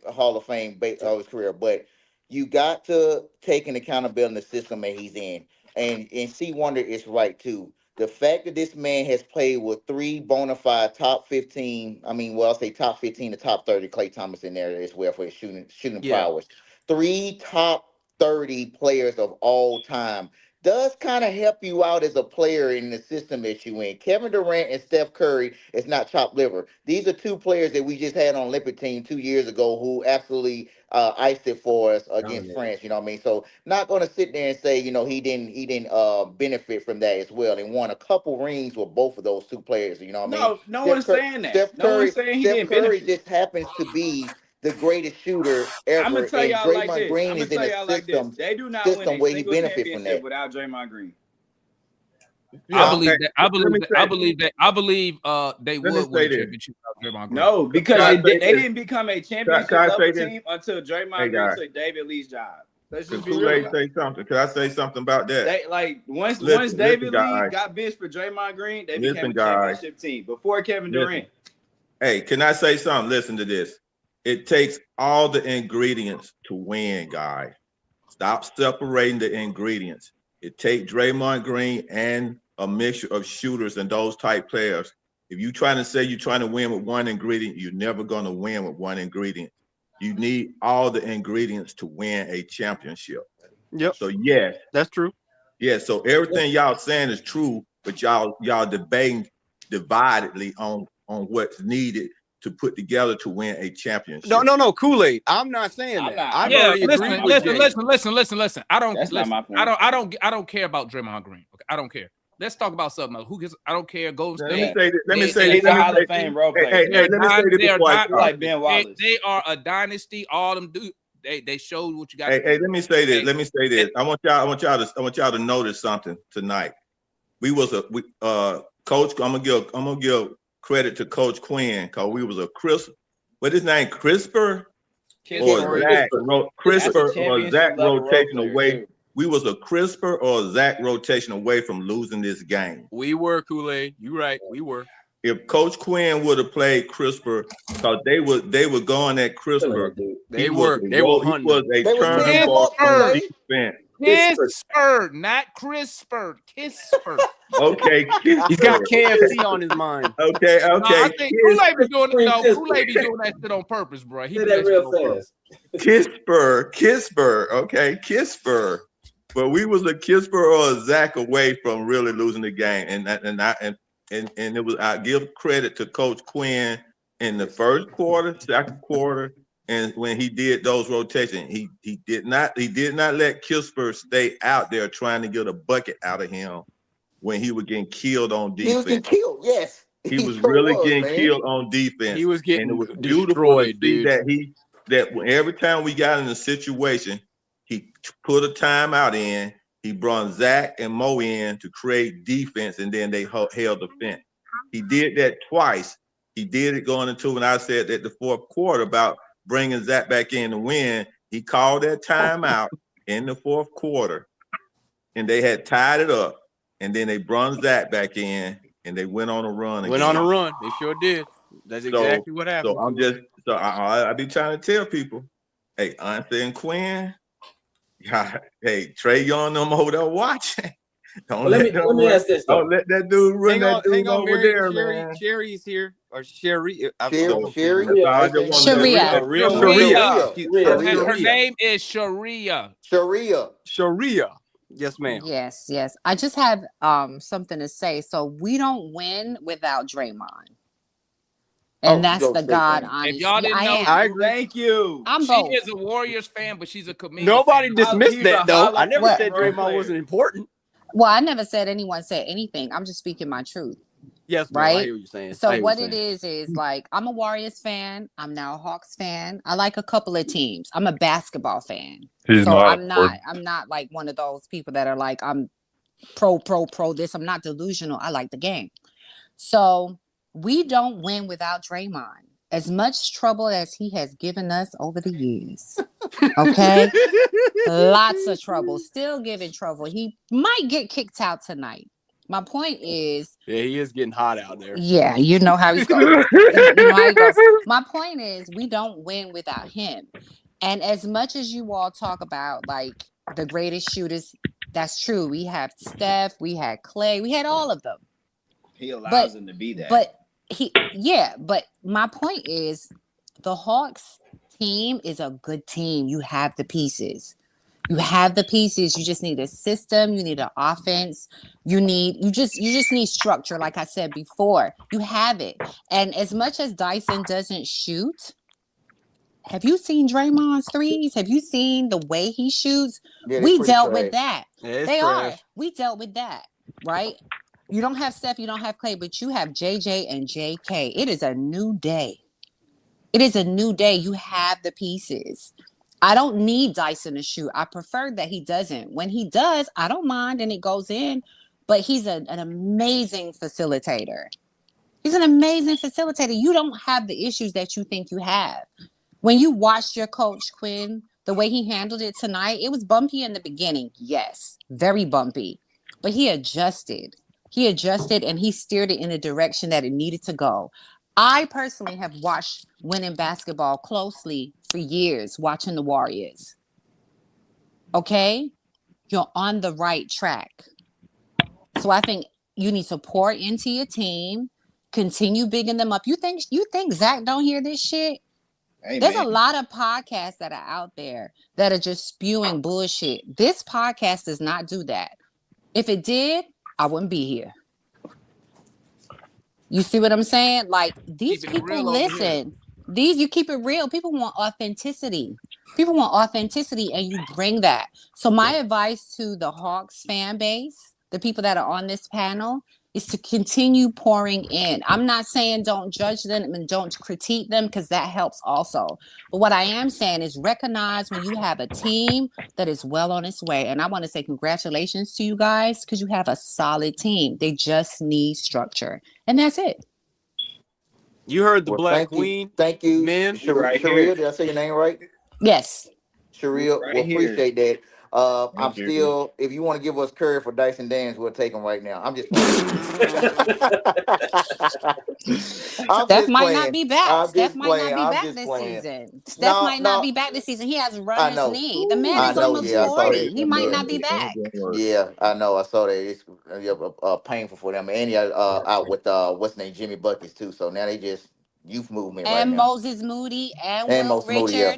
The whole team. We're on prime time watching pods and Pingas Zingas try and lead us over OKC. It's ridiculous. Oh, hey, don't worry. Hold, Sharia, don't worry. It's not the pots. It's not I know. It's not the pots. I know. That's why. Listen, and that's why they dragged his ass in today to prove that. Thank you for JK. Here's a question. Here's a question. I've been watching Quinn for the last 3.5 years about. Yes. Why tonight did he decide to start coaching? What was up with that? I've never seen him call timeouts when the defense was not playing to stop the other team on the run. Red already told you. Red already told you. Game. I told you he was trying to told you. He knew how important the game was. Like Red said, he knew how important this game was. Marion, yeah, we actually got a nice little win streak, man, for a week plus now. And so he's starting to winning. And he wondered. He knew who we had after the game, so he said, "Man, we probably got the next two. So man, I can't mess this one up. I said, hey guys, I had said if we lost this game, we were gonna be stuck in the 10th and 9th spot the rest of the year. That's how important the game was to win. And did you see the Sixers dropped to the 8th spot by losing this game?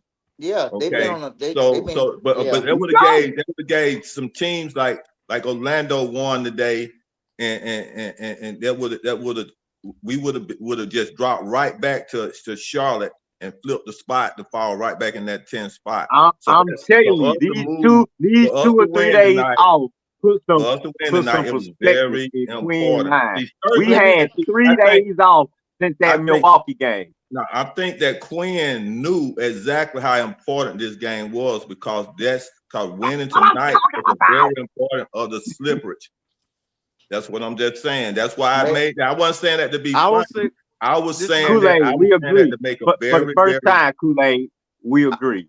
Because Quinn knew how because important. sometimes winning certain games and winning in a game, certain spots in the game is very crucial for momentum.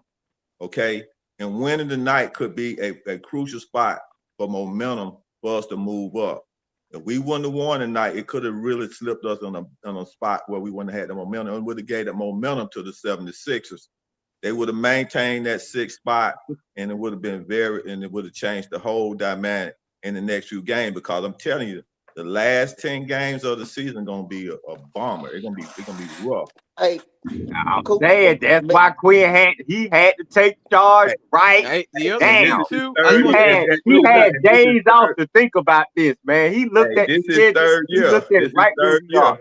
Let me say this real quick. The other thing too that's helped us a lot. I said this before. Y'all got me defending Quinn. You know I hate that guy, but I'm telling you what it was. I'm fine. We're finally healthy. That's the other thing too that I thank God about. No, we ain't healthy. We still got JK out.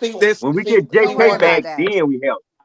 See, Wanda, yes, we have been more healthy than we have been in the last 3 years. And another point, Kameem gonna be all right. We in a favorable schedule. They probably told him, hey man, you can probably rest another night because we probably got this one tonight as well. Another thing that he waiting to play Golden State, Juan. You know what he waiting on. Probably. Another thing that benefits us too, C. Wonder, is I don't think people take into account that the Hawks have played 2 games in the last week and had like multiple days off. Multiple days off in this NBA era is crucial for these guys with all these nagging injuries that they have, man. One of the biggest injuries that has been keeping a lot of our star players out this season is calf injuries. Why? Because you look at the playoffs last year, all those calf injuries turned to what? Achilles tears. Dame, Tatum, Halliburton. So every time you see a player with a calf injury, they're gonna miss at least 3 to 6 weeks because they want to make sure these jokers are fully healed before they come back out because they're taking out Achilles, taking out the Achilles, and they're gonna be sent out for a year. The second thing I want to circle back to was what Marion said about 30 minutes ago. He said, once you get in the playoffs, teams are going to expose the things that you haven't that other teams weren't able to do so. You know what I mean? And we're going to face our influx of the better teams here later on this month. You pointed out, Marion, pressuring the ball on this team, man. And a lot of teams that's not capable of doing so will not do it against us. But the good teams, like you said, are going to press you, aka Toronto. They're one of the ones that they pressure us really bad, and it makes it hard for us to score. And we got to face them one more time as well. We also got to face Detroit as well. In the midst of us in this 6-game winning streak, which I'm loving, and I take all wins, quote of Demond. As we continue to progress and get better, I want to see how this team is going to start adjusting when we play those playoff caliber teams because you're getting ready to meet them again in the next 45 days. I want to see how this team is going to adapt because just like you said, Marion, knowing that Dyson and Mo can't shoot, Boston and Detroit just going to leave you wide open on 3-point line. They're just going to pack the paint. And they're going to let you shoot all day long, and they're going to trap you and just make you do things that you're uncomfortable and not willing to do. And that's the hallmark of us as a young team maturing and growing. So that's what I'm interested in seeing, how we're going to adapt and overcome some of the shortcomings that we do have on this team moving forward. All right, guys, I got to dip. Y'all have a blessed night. Appreciate the time spent. Hey, Juan, go after Foot. Please, I'm rooting for you. Get that debate going. Somebody put that in the chat. Juan. I'm waiting for him to pick his topics. Please, I'm rooting for you, man. I know you got it. Y'all Foot in that chat, ain't Foot in the chat? Yeah, Foot was. I'm waiting to pick his topics. I said pick his topics. Y'all gonna summon him now. My only thing though to that point though, Warren, because I think it's some kind of misconception that we haven't played well versus playoff teams. And while it's true for like maybe Detroit and Toronto, and of course the two Western Conference giants, OKC and San Antonio, all the other playoff teams, we pretty much beat them all year. Like we sweat Philly. I mean, we sweat Philly. We're 1-1 versus the Cavs. We're 1-1 versus the Celtics. I mean, we're 2-0 versus the Magic. You go to the Western Conference. We went 1-1 versus the Wolves, the Timberwolves. We probably could have swept them if Jalen Johnson and them were healthy and available that night. You beating the I Nuggets. don't know why I can't hear anything. He left and I can't hear nothing. Here's my biggest thing. I'm just saying, like, you've seen us all year in different iterations of this team play playoff teams and be fine. Jay, my biggest thing is I'm just pointing this out, and it's just 3 teams, all right? Toronto, Detroit, and New York were 1-8 against them all season. I mean, yeah, but I had already said outside of Detroit, those are the top 3 teams. Toronto, those are the top 4 teams in our Eastern Conference. And we're gonna have you to play said, one of them. Wait. You said we're 1-8 against who? Detroit, Toronto, and New York. Yeah, but you're not factoring in that we 1-1 versus Boston. No. I'm just okay. Here's the thing. Here's the thing, though. Here's the thing about 3 out of 4 of those teams we're gonna play. We're gonna play one of them in the first round. About that. Here's the thing about that, though. I mean, I hear what you would. If you were to say like we're 1-1 or we're 1-8 versus the top 4 of the East, I would feel differently about the record.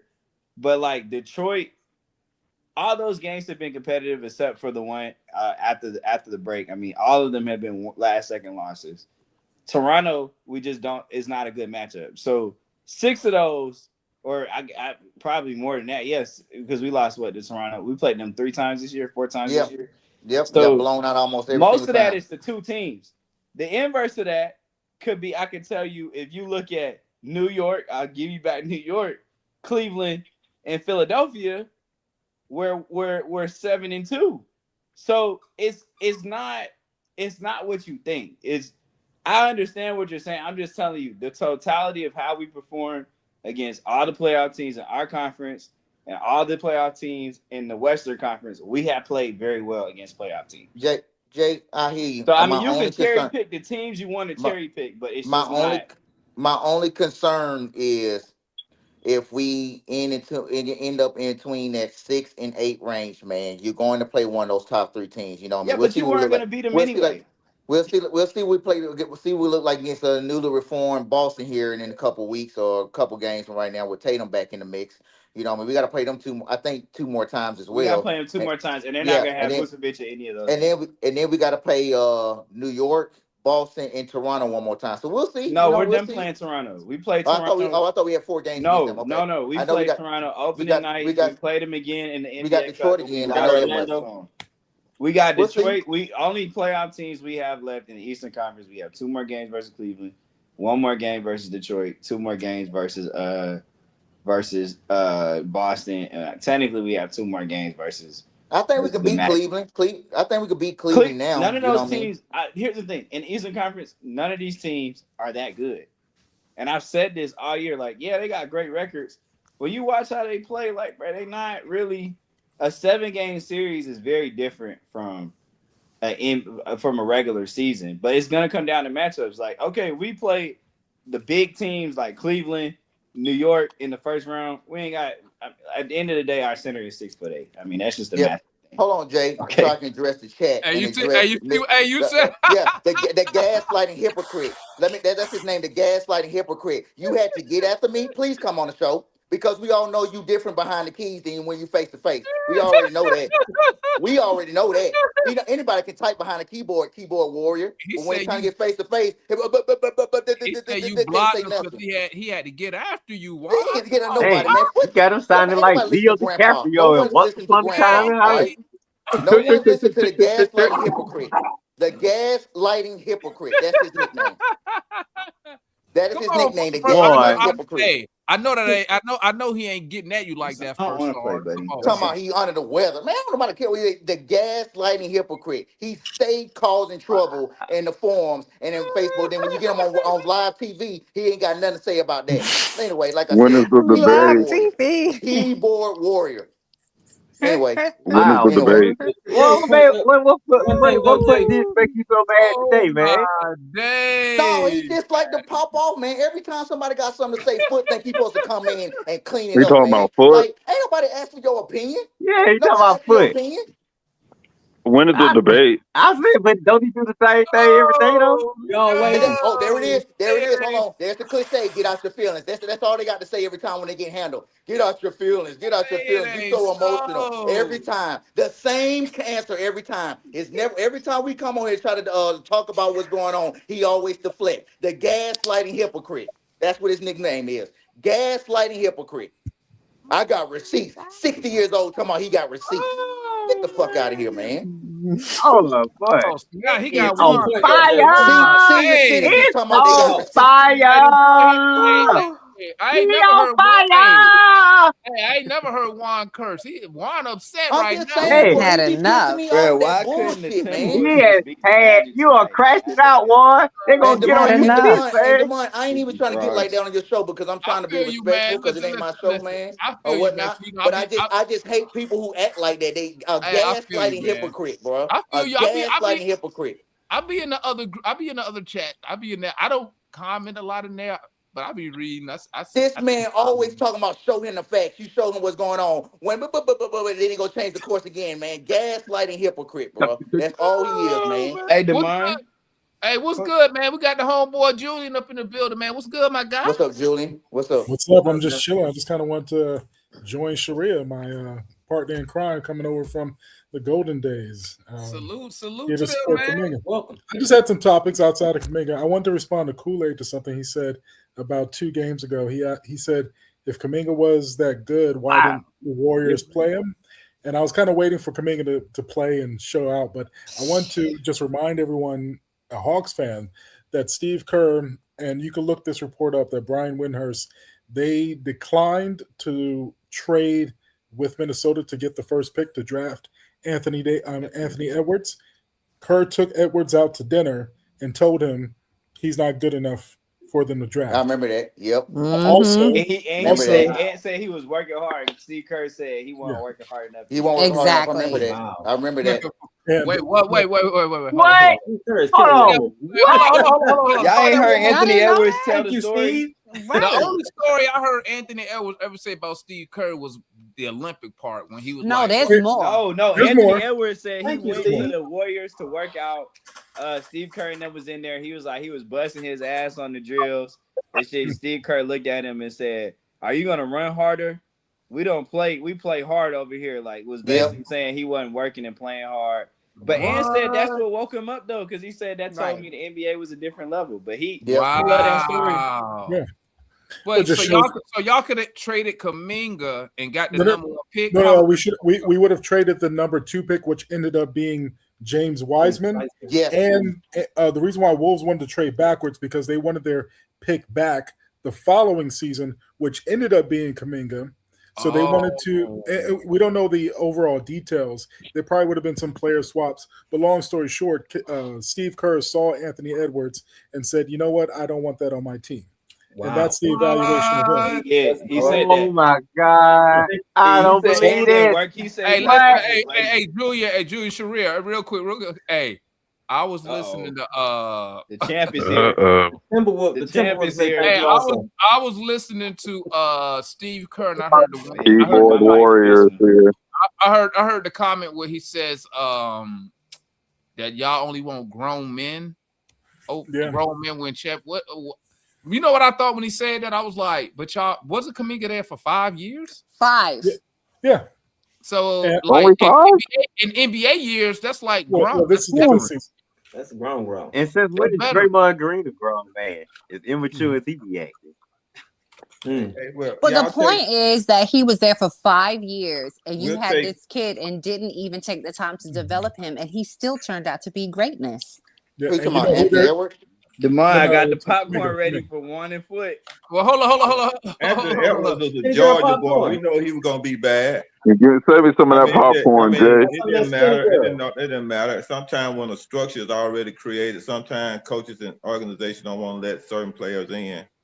But, which makes a lot of sense. Mr. Kool-Aid. But here's the thing: when you have a star that is almost 40 years old, at some point you have to face the facts and pivot. And the problem with that organization is they never pivoted, and they had multiple opportunities to pivot. We had Jordan Poole. We supposed to pivot, but what happened Yeah. with that? He got punched in the mouth. Right? Yep. We had That's James crazy. Wiseman. Had they poured into James Wiseman, because James Wiseman was amazing in the beginning, And but Ryan just Reynolds. like everybody else, he plays those mind games. The coach that you speak of that had 4 championships, but he didn't win them 4 championships. He had Steph Curry, Iguodala, Sean Livingston.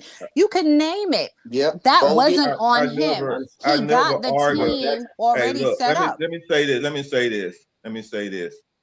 Your boy over there, who I think with the Lakers is a terrible coach, and he got all them stars. He's some of the best basketball players over there. Who, JJ Redick? Some bad JJ coaches Redick, get with teams where you got all these big time stars on there and big time good players, and the coach cannot win with those guys because he's a bad coach. Yeah. So when you got a coach that makes a decision to win and he wins, I don't never see. I'm a coach guy. I'm a person who look at the coaching, and I think all basketball players, when it comes to athletes, in their own way and their own gift, have something to bring to a team to win. And if the coach do not make those decisions on how he want to process that through his system and win, any coach that can win a championship, I always think he should always be given a chance to continue to win.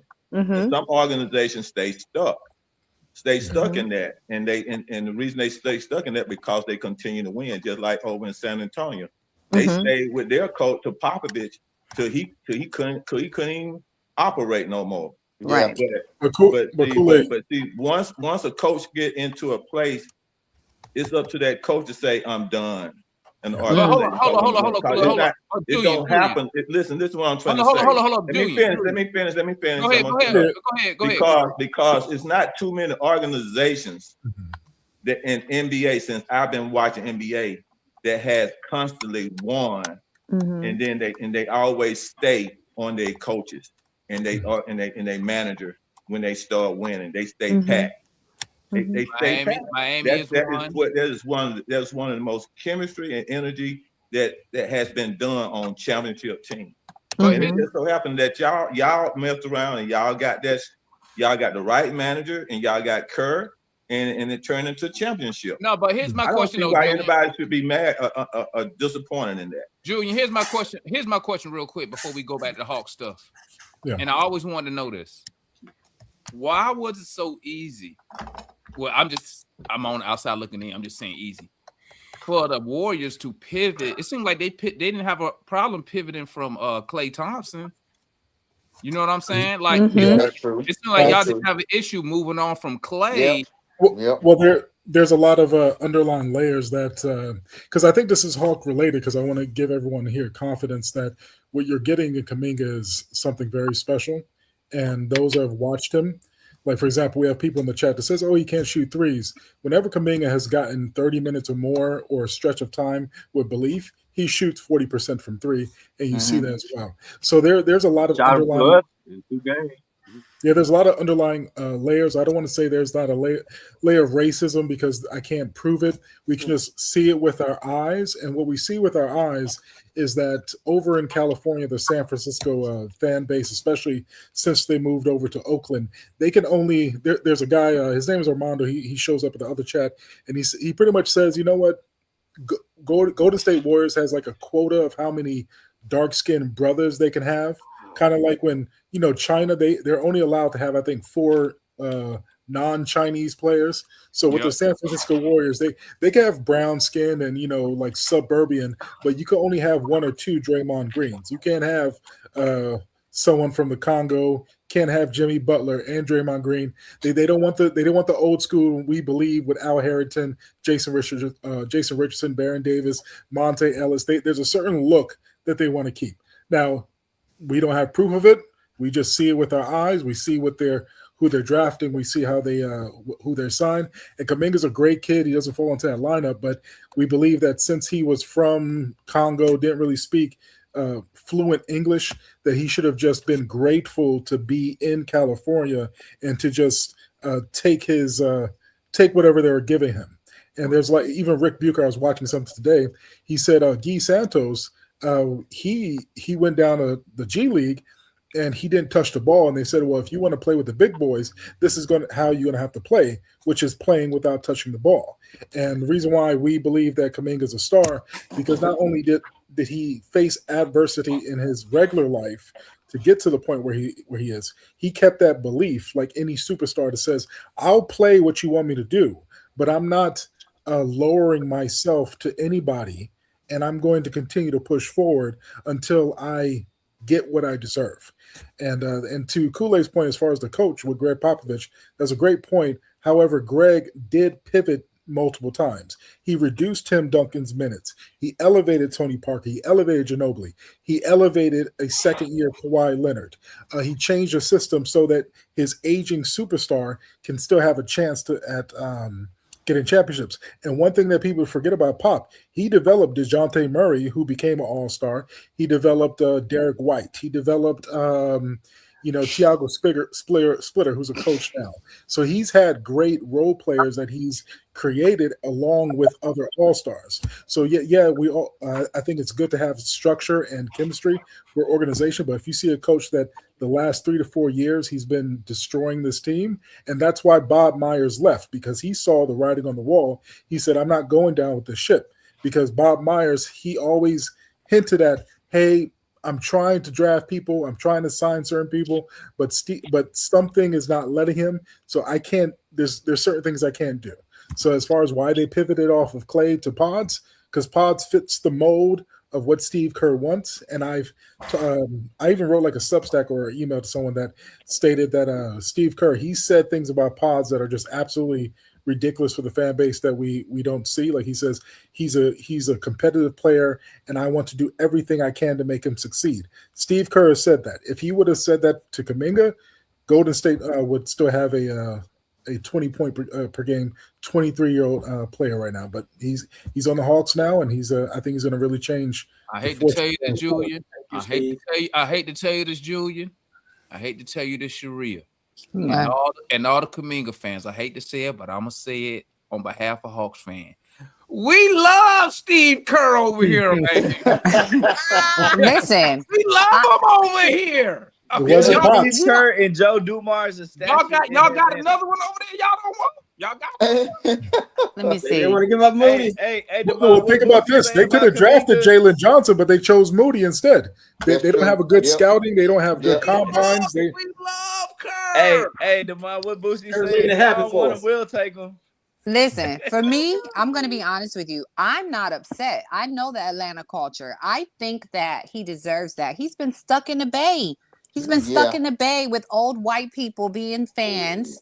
Okay, I'm sorry, I had to say it. Old white people being fans. There's a lot of underlying tensions over there on that team when it comes to that. Junior's not lying. So for him to be traded on some sneaky shit, he didn't even realize he was going to be traded. He asked for a trade, and they tried to say that he didn't have value. And no, you got to have value to be traded. You got to be wanted to be traded. For him to go to Atlanta, to me, that's chef's kiss. Hey, but didn't y'all turn down? Didn't the Warriors turn down the Kings offer? They're a bad organization. They could have had Grayson Allen, Royce O'Neal, and a pick from the Suns, and they kept on holding on to an asset that they knew how great he was. I can tell you all the stretches that Kuminga, when he got in year 2, he averaged 14 points per game on 57% shooting when Wiggins stepped away from the team. I know you guys will love that from Zachary in his second year. That's what Kuminga did. He's like, okay, it's my time. He still wasn't given the respect in year 3. In year 3, 16 points per game on 52% shooting, still played behind Wiggins and Clay. Wiggins was averaging 13 points per game, shooting dog shit out of the ball, and still played behind these guys. And we saw what happened 4th year, where he still didn't come in as a starter, and then finally he got a 20-game stretch before they traded Butler. He scored 34 points on back-to-back nights in less than 24 less than 24 hours, and they still disrespected him. And you saw what he did against the Wolves in the playoffs: 24 points per game on 55% shooting, 41% from 3, when everyone else on that team couldn't do nothing with the Wolves defense. In fact, Paz actually had the third worst playoff performance in NBA history. And here we enter into this season, and we still got to deal with this mess. He started off this season 17-7-3, shooting 57%, 42% for three, had a 70% shooting percentage, a true shooting percentage. There you go. And they still sat him on the bench, and that's what he's been dealing with. So when we say, "Oh, why wasn't the Warriors playing him?" Steve Kerr didn't play Jason Tatum in the Olympics, and they almost lost to South Sudan, a country in a civil war with any kind of talent, and you beat them by 1 point. And I know everyone loves Steph Curry. I loved him as well, but he was playing terrible the first 4 games of those Olympics, and then finally he caught fire. Steve Kerr is not the coach that people think he is, and that's why he lost in the FIBA Olympics. That's why he barely won the actual Olympics. And here we are, and you guys are benefiting from it. Man, listen, you know how I knew it was bad in Golden State. We take all wins over you here. know how I knew it was bad in Golden State when the next day after Kuminga first game, and I seen like some Warriors fans say, "Hey, he's smiling." I was like, "God dang, was that bad over there?" Yes, it was that bad. It was that bad. It was that bad. He's smiling. I was like, "Damn, that's Hey, it." Demond. But it's let me get this in real quick so I can get. Hold on. We gotta set this up now. Okay. Man, ain't nothing to set up, man. I'm saying what I gotta say. We're gonna let y'all have the stage, man. We're gonna let y'all have it. No, Let ain't me no get my popcorn. Okay, listen. I'm gonna say what I gotta say, and I'm gonna 2026. I'm gonna keep it real. Listen. I really don't want to sit up here just for you and Juan to go back up here. I ain't gonna do that. I'm gonna say what I gotta say. So y'all gonna talk. We're gonna give you the stage. So I'll go backstage. Come on, you ain't even got to do all that. Ain't nothing to talk about. So, okay, go ahead, man. Go ahead. Go ahead. I'm gonna say this and be done with and going back off and go ahead. Try to get well again. Go ahead.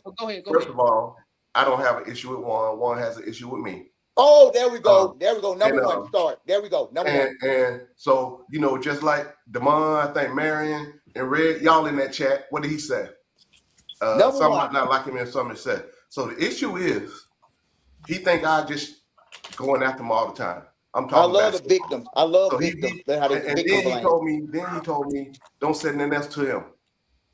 Don't talk or something. I said, look, dude, I can talk about anything on here. I can respond to anybody. So that's what a lot of this stuff started for. It started probably about a week or two ago. Bullshit. When I asked, bro, why you talking, bro? Why you talking? Bullshit. Let me talk. Anybody wants some popcorn? Go ahead. I'll let him finish. See, that's why I didn't want to be up here. I'll let him finish. Go ahead. I'll let him finish. Go ahead. So like I said, Marion and Red, go ahead. Y'all in that chat. Boy, you crashing out, man. No. Hold on. Because I'm finna set this shit straight. I'm finna set it straight. Go ahead. So the issue was, I said, Juan, you in your feelings again, because he get upset when I speak, right? And I be speaking basketball. Fuck you assume that? What are y'all going arguing about? What's the issue?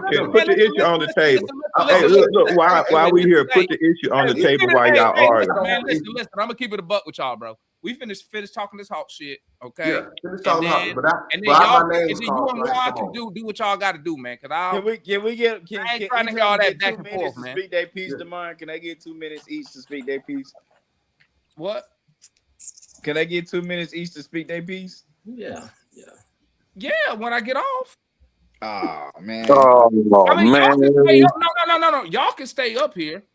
Oh. I don't feel like, because I be in the chat, I don't feel like hearing all the back and forth. I know that's right. So if y'all want to stay up here and listen to Foot and Juan, that's cool. I don't got a problem with it. That's why I said that's why we give their time. I don't. So I could just get off so I can go eat. I got that roast in the crock pot, baby. You know what I'm saying? With the potato. I don't want to hear. Yeah, I feel like being messy today, man. I want to hear it. But anyway, me too. I want to be messy. Anyway, shout out to Steve Kerr. Okay. I cannot wait till we get Kuminga. And because I'm gonna tell you right now, I'm already envisioning the Atlanta version of Tatum and Brown. Yes, that's what you're getting. And I'm looking forward to. I'm really focused on next season. Don't get me wrong. I want him to come back this season. Don't get me wrong. But I'm looking long term. Okay. Because I think we got something now. Then we got my boy Zach coming off the bench. Hey, I think we got something here. But with the Kuminga stuff, man, it's crazy because I hear, well, since I repost Kuminga stuff, now I get a lot of Warrior stuff when they speak about Kuminga. And it's crazy how when I watch, the eye test tell me the dude can hoop because I watch the playoffs, right? But then when I see Warrior fans say, hey, he can't do A, B, C, and D, I'll be like, damn. But even if I was a Warriors fan and a diehard Steph fan, at the end of the day, I think you said it earlier, Sharia, you have to eat with all-star players. It comes that time where you got to have that, I hate to say exit strategy, but that passing of the torch. Right. And what I think is, as a fan on the outside looking in, is I think Steve Kerr knows he's really not that good of a coach, and he doesn't want that passing of the torch because he's looking for another guy to be a Clay, to be a Draymond, and to be a Steph Curry. You know what I'm saying? I've never been a Steve Kerr fan as a coach. That's me personally. I thought he was a fan. I hated Steve Kerr. I never liked him. But I can't. But listen, I'll raise my hand. But I'm gonna tell you right now, if this dude Kuminga become an all-star, we got. I'm listen. The jig is up. The jig is up, and he knows that, and that's why you're getting these smear campaigns. You think Kuminga in the food? You think Kerr retires when Steph retired? Hell yeah! Let me say this. He is not sticking around. No, he is on Steph's timeline, honey. Steph's timeline and Draymond's timeline. He already knows if he sticks around and Steph is gone, he'll be exposed. He's already exposed because of Kuminga.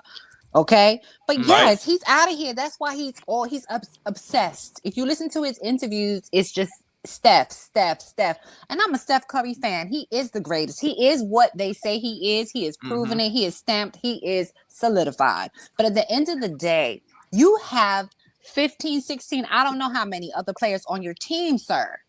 We know Steph is great. How about pivot? How about pour into other people? It's just Steph and Draymond. Steph and Draymond didn't win these championships by themselves. When you see that, when you see a Kevin Durant say, "Oh no, I ain't trying to go back there. I don't like how they do business." It's not for no reason.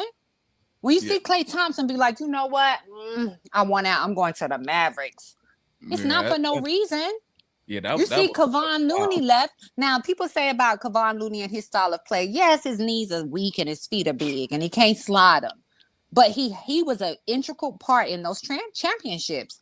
When he left, he was like, bad business. We're not just saying this because we don't know. We're saying this because we have watched this team time and time again over the years, and we see who the issue is, and it's Steve Kerr. Sure. I'm glad Steve Kerr is doing the right thing. Kool-Aid, I'm gonna let you speak. I got kicked off the show. Hey, hold on. Let me read this super chat real quick. Shout out my boy Savannah. He said a coach can kill a young player career. Thus, we must protect Zach at all costs. He's still a baby. I said that beginning of the year. Last one, Steve Kerr is coach of the year in my book. ATL, I'm with you, Mega Mike. Go ahead. I was just gonna say that there's a lot of players that have left the Warriors that have not said good things about Steve Kerr. Andre Iguodala hasn't really said anything good. He once made a comment that, like, I do what Master says. David West has said that he didn't communicate with Steve Kerr. There's a guy named Eric Pascal. He said that his game suffered because it was just to get the ball to Steph.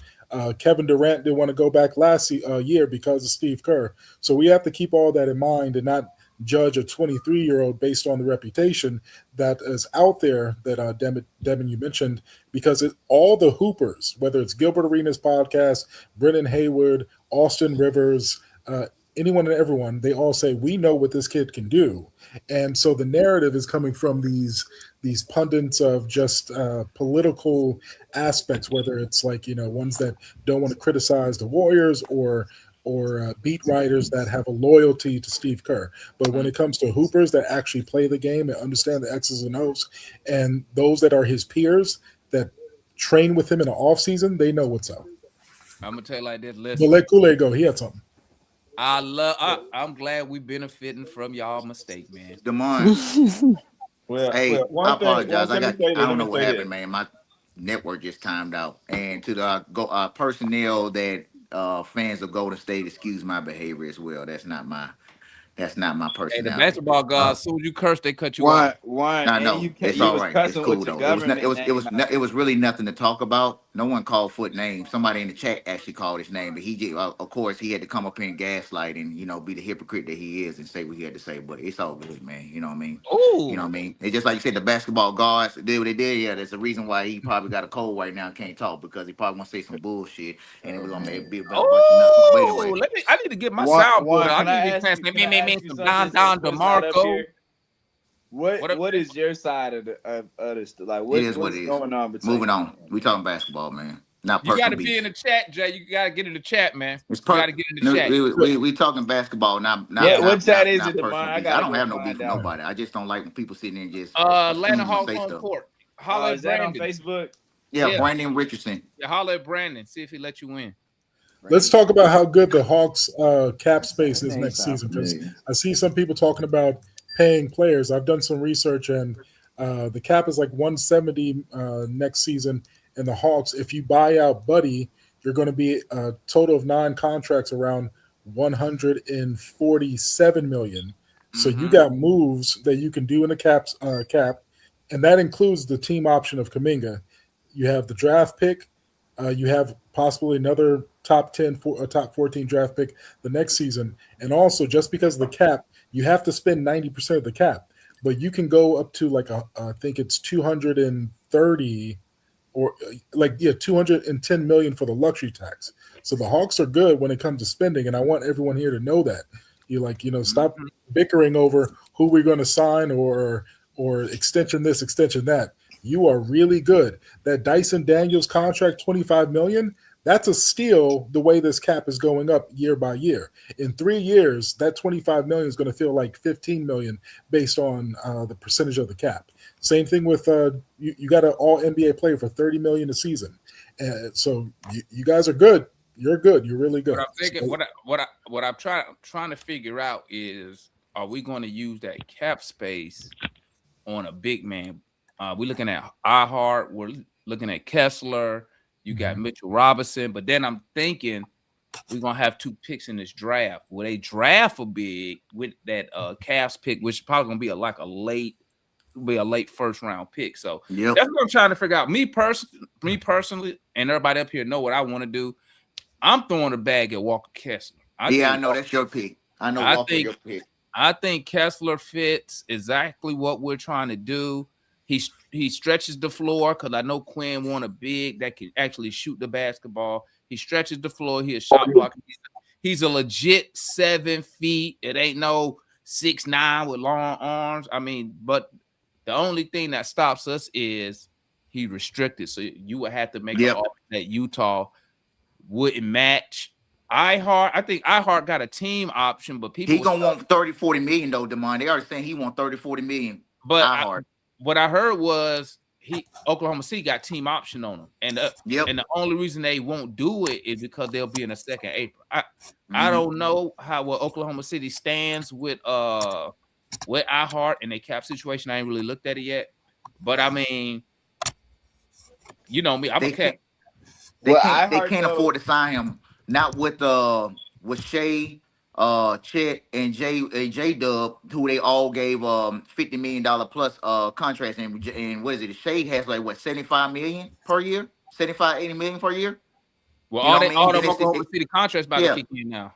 They still got Carson Wallace. They can let go of Lou Dort. They still gonna keep Caruso probably. You know what I mean? So they got some decisions to make, man. But they already over the first apron, and next year they're gonna be over the second apron. They can't afford to sign iHeart, man. And the NBA gonna let it happen either. No, well they can't afford to bring him back at 30 million. But my thing with iHeart is like, I don't think any team thinks he's worth 30 million, and it goes back to like he's gonna be looking at a pay cut anyway. So I see that as a situation where he probably takes less money but returns back to the team. What's Zubac? Zubac's around what, 20 million? He's around about 18 million, yeah. But So you know, Zubac, I don't think anybody you think is gonna be iHeart, trying to give iHeart. you think iHeart better than Zubac? No. Have any of you scouted I think it's Caleb Wilson or Caleb Williamson? Yeah, from Carolina. He's not a center though. He's more of a forward. He's not a center. Well, if you look at him, he's 6'10", so but that means he's 6'11" in shoes. 6'8". I don't think he's really 6'10". I think when he measures, he's the prospect in the draft where his measurements are going to determine a lot about. It sucks that he out for the season though. Yeah, like when he measures, if he measures without shoes, like he looks like a legit 6'10", 6'11". Nah, he looks about 6'9" out there. I can't even hold He you. athletic. He athletic. He athletic. He has long arms, but like I think without shoes, he's probably closer to 6'8". Well, think about this: like the center doesn't always have to be like a 7-footer. He's a double man, and I think that's what. Shout out to my homeboy. Man. Hey, real quick, shout out to my homeboy Michael Johnson with a $10 super chat. Just looking at the bench, Landale, Kisper, Vincent, CJ, JK, all these guys have swag and aura of giving a blank GM is changing the culture. In my eye, yeah, honestly doing his thing, man. Honestly, hey, I like Chris Sinek out of UH though. He's like really similar to. What about Buddy out of who Mike keep talking about? What's his name? Heinstein? What's his new name? I don't know, but you know how I feel about DeMar. It takes centers too long to develop in the NBA. I'd rather just pay. I'd rather just buy. You know what I'm saying? But iHeart can't shoot the ball. He don't. No, but that's not. I'm not talking about iHeart. I'm just saying. Because I think our scouting with centers is kind of like, what do you want? It's the I mean, look at the dudes. I mean, we still got a team option on Dante too. So, I mean, no, Dante don't cost you nothing. He ain't gonna cost you nothing but $1 million. They cut Dante. No, they didn't. Yeah, they did. We cut Dante. Yeah, they cut him at the deadline. Oh, we did. Dante, that's right. And Dante wasn't gonna play next year anyway because he tore his ACL in December. We're gonna get Coloco up out of here. Coloco out of here. Hey, look, man, just go put some muscle on Moji and make him our center, man. No, hell no. That's the rumor. Put some muscle on Moji as a two-way spot next year. I'm serious, man. See, we got to stop playing around with certain players that has ability and showing us some stuff throughout the season they've been here. That's the same thing they talking about with Kuminga. See, Moji done showed us his defense and everything. We might not be getting no offense out of him like we want to. Let me tell you something now. Sometimes when he get hot and he hitting those 3-point shots, it means a lot. But he's a 6'11" guy that has defended some of the best players in the league in the last 2-3 years. Yeah, but he not. All we got to do, look. Sometimes, man, you have to put. Some coaches have to put what you call the mindset of that individual to build their inspiration up to be able to play. And sometimes it's like I see with Zach and like they talking about with Kuminga.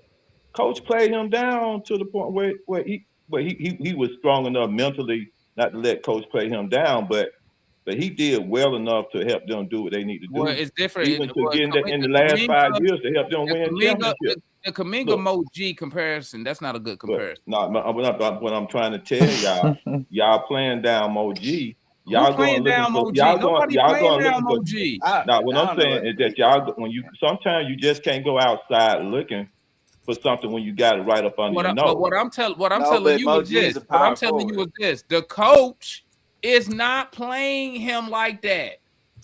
How many games did he start last year? Moji. That's right. He started about 25 games last year? Yeah, because Jalen was out. And I guess the coach didn't listen, bro. But Moji's played a lot. Moji has been excelling in the role that he has been given. He had a shot. He had about 25 games in a row to start. He had some starts. Quinn don't like what he saw with him. I understand Quinn don't like what he saw with him. I mean, it ain't like the dude just sitting on the bench and we never played him. Okay, I see that Quinn don't like what he's seeing, and some coaches see other things in other players.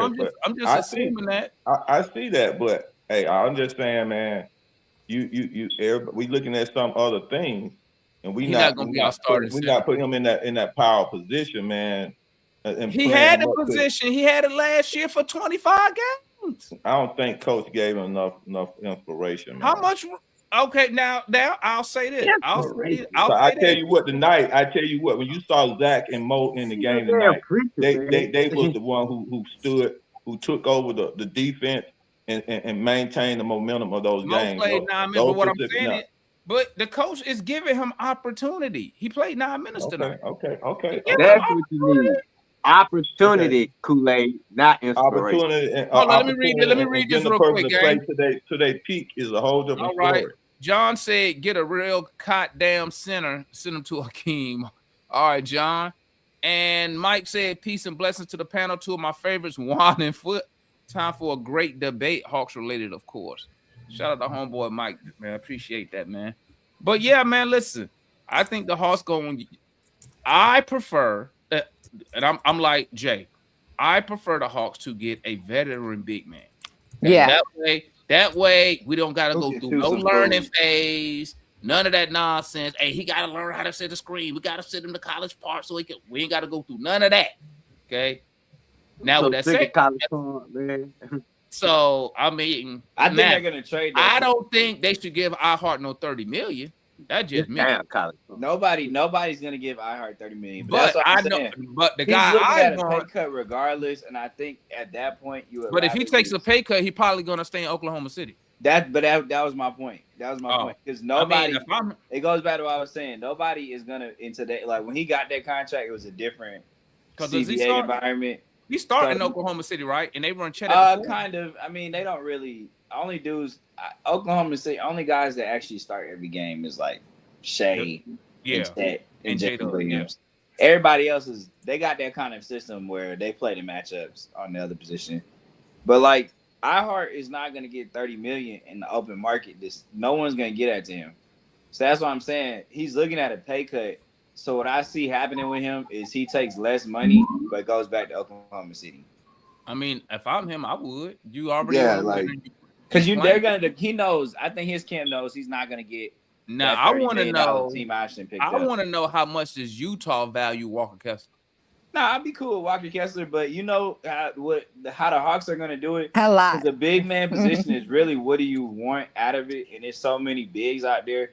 Like for big man, it's really about analytics. Honestly, it's really about analytics with the eye test.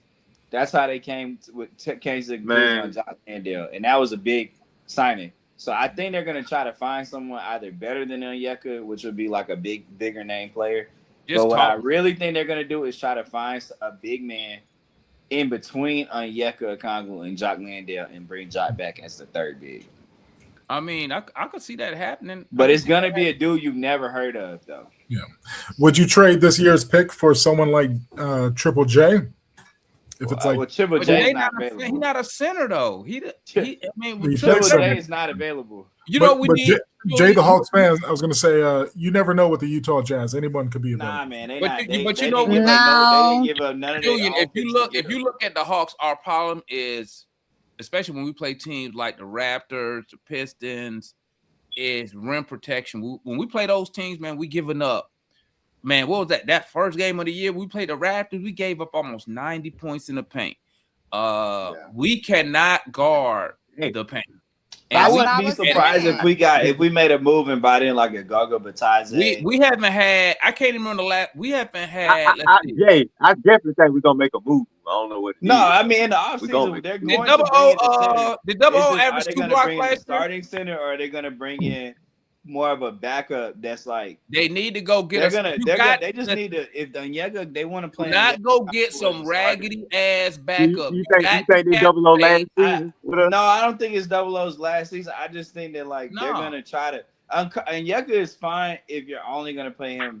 You got to play him with another big. Like it has to be by committee. That's the problem. And that's the problem. It got to be by committee. Like only teams, but most of these teams. Here's the thing, though. Right, he's starting to be. It's by committee. Don't need to be back up to the big. Right. Well, he was. Double O learned to shoot the 3-point shot. He was back up till Porzingis got hurt. I mean, till Porzingis got sick. I mean, yeah, but like again, the center position is by committee. They just got to bring in somebody It's only by committee now because we don't have a legit number one bid. Because guess what? But I'm saying everybody is running center by committee. If Porzingis was healthy, he'd be getting the major minutes there. No, but how many teams do mine have a big man that actually plays? One center that's playing the majority of the minutes. Everybody is running it by committee. When they healthy, Denver, everybody. Philly, Denver runs it by committee too. With no, they don't. With Valanciunas. No, they give Valanciunas like 20 minutes a night. Listen, well, they give him minutes when the Joker's taking a break. Like the West has big that's one of the rare. He's a backup, Jay. He's a backup. It's not right. You're saying just because somebody's playing another 20 minutes, that's committee. No, he's just the backup. Right. Nah, it's just like in Minnesota. Nas Reed is the backup. Embiid, well, I mean, I guess even with Embiid, everybody has a legitimate good backup, Jay. That's what it is. It's not by committee. It's a deep We're doing it by committee because one, the starter is short. Two, the two backups are career role players. None of those dudes are starters. Koloko, Landale, none of them starters. So he just rotating all three of them because that's all we got right now. What I'm saying is, go get me I would say this. Beginning of the year, if KP didn't have Pops or whatever he got, he was the starter. Was on the bench when the season started. Yeah, you want a better starter than Onyeka. I want a taller Onyeka. That's what I was saying the other day. You know what I would do then? We need the 5 to be able to. But that doesn't exist. I'm looking at the free agents. I'm looking at the free agents. The only one is diehard. Walker Kessler and Nick Richards. You become Dr. Frankenstein to create one. I would call the Brooklyn and I would say, what y'all? Dr. Frankenstein. Yeah, you got to. The way y'all talking, like you got to create. You got to build. Hey, damn! I see what you be saying, look. Damn. I see what you be saying, damn. I read it. I read it. You know, you can't talk about that on YouTube. I'm watching too much. Y'all know, Coach Quinn created Double O to shoot the 3-point shot. Y'all know that, right? So Double O ain't going nowhere long. Coach Quinn is here. But we're not asking for him to get traded. We're just asking. He learned to shoot the 3. I didn't say no one wants him to go get traded. Though. I didn't say get rid of Double O. Now, don't get me wrong. If I could package him up, if it took some type of trade to go get a Kessler, to go get an iHeart, and I got to package him up, he good as gone. But I'm not just going to offer him because he 38, 39% 3-point shooter. Okay, real volume too. He is a legitimate, decent backup. What if we want to go small, right? Perfect guy to slide in there, right? You saw why, and Quinn know better because that's what happened when he was in the playoffs and he lost to Dallas because he refused to take Gobert out and go small. So he might want to keep Double O around just in case whatever big man we get is got slow feet. You feel me? Like Gobert did when he had Gobert. But hey, man, I like Day'Ron Sharpe a lot for the Hawks. What? Day'Ron Sharpe. I mean, he can shoot too. I mean, shit. He's 7 feet. He looks short when he plays. I think he's probably about 6'10". Here we go with this. But I think the reason why it don't work with Onyeka is because he's just not. I am with Demond on bringing the homeboy home from Utah though. For real though. For real, that's the be. If you're gonna go tall right now, that's the only thing like is available. We can go get the boy from Utah, bring him home. He from here, so Kessler. Where you from? Atlanta. Where you from? Atlanta. He's a homeboy. Kessler's a homeboy. We always he from Atlanta. You ain't know that? Oh yeah, well bring him home. Yeah, he from Atlanta. Yeah, bring him home. Man, come on, I can't keep up with all these NBA player hometown, man. I just keep I only keep up with the Hawks, man. But Kessler, I want Kessler, so I did my little research on him. Devon, I'm finna see what high school he went to. You talking about I'm finna see what high school. I think he went to Grayson, didn't he? Look him up. Kessler's nice. Yeah, he's really nice. Well, you might be able to. He's really nice. He's only played 5 games this season, so you might be able to pull something off. And when Utah I'm gonna tell y'all this too. I mean, he went out. Kessler got a label injury. You might can get him now since Utah made that trade. That's the same injury that Jalen Johnson had a label. He went to Woodward Academy. Yeah, he went with the Academy. Yeah.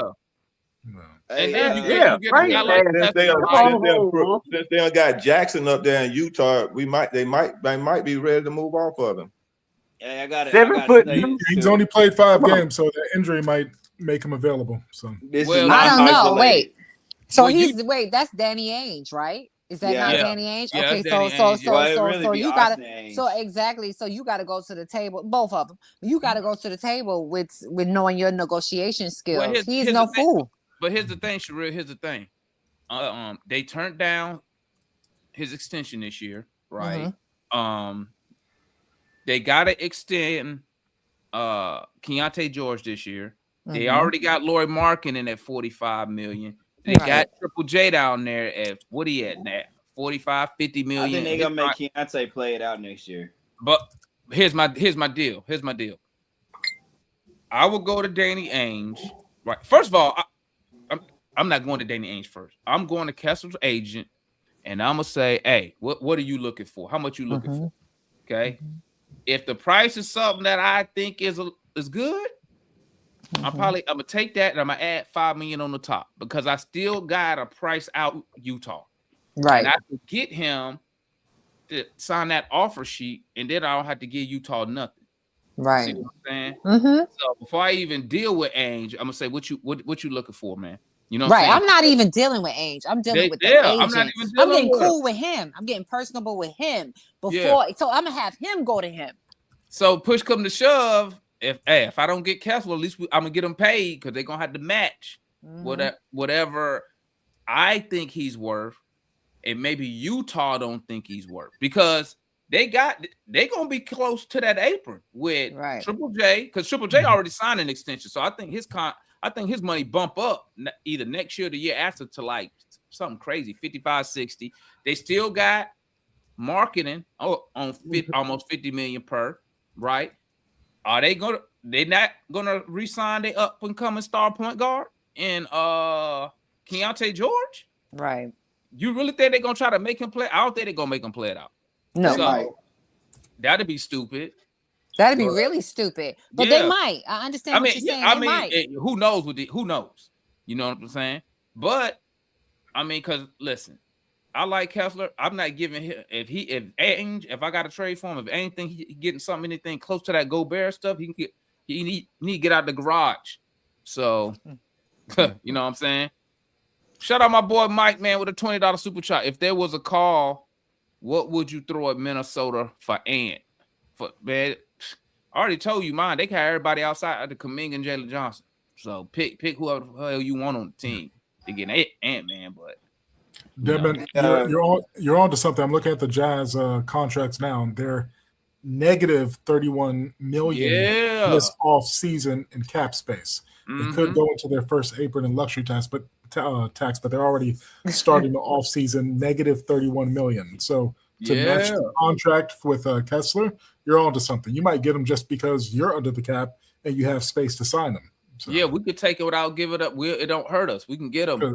We could swallow whatever money he want. We could take it, put it under the cap. I hope we got a cap out just like you. We gotta take advantage of this opportunity, man. You guys have a lot of money. Like this and I hate to say it, but we mess around and let them know. See, we already let a couple of veteran centers get away from us, man. Yeah, and I hate to say it, but same thing what Julian was saying.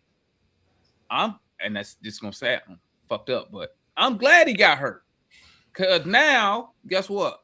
If he was balling out, now you got other teams looking at him. Now you got Utah saying, "Yeah, we're definitely gonna keep this guy."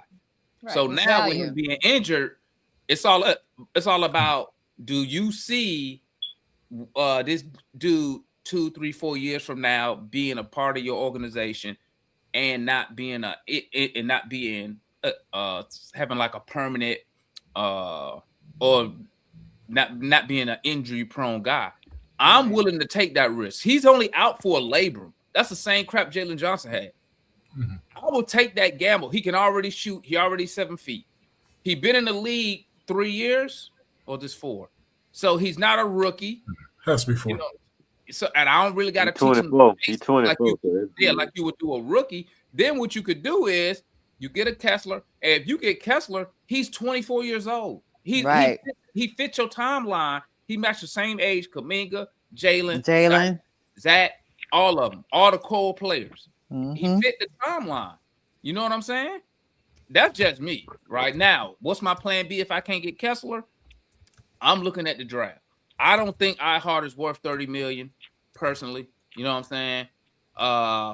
But even if you do what Jay say, opt out. Well, I don't think it's it's a team option. It's a team option, but you know how they'll work a deal under the table. Hey man, we're gonna deny, just come back. Woo woo woo. Yeah, they could do. That's not even under the table. They can just So I mean, and if I can't get who I want, then I'm looking in the draft. You know what I'm saying? Yeah. Maybe I could package. Maybe it's a big in the draft. Mike been showing me some big, but I ain't been paying attention. What's that? I think he's up in Washington. This tall white dude in Washington. I can't remember his name. But Tristan Vucevic. No, I can't remember his name. Jaime something. I can't remember. But maybe there's a big in the draft to where you're like, you know what, dude, probably gonna fall in the teens or something. Maybe you package that second round. I mean that Cavs pick, and maybe double O or Moji to move up. Say in a teen late teens and take the best big available. You know what I'm saying? But we definitely, if we don't leave with nothing this offseason, we need to leave with a legit center, a sector. Because all that's going to do is help Dyson Daniels on the perimeter. That's going to help Zach on the wing as far as defense. Because now, guess what? When you attack the basket, now you're thinking twice because you got the big man in there to block shots. So, I mean, that's the way I would go. Right. You know? That's my only critique. I said that when I first came on your show. Everybody was talking about this whole point guard. No, you need a big, because when you watch the Hawks play, they have it, but it's around the rim. It's looking kind of weak. Yeah. And I don't like that. So yes, you need a big, but unfortunately, this draft is not like big heavy. It's not like elite bigs.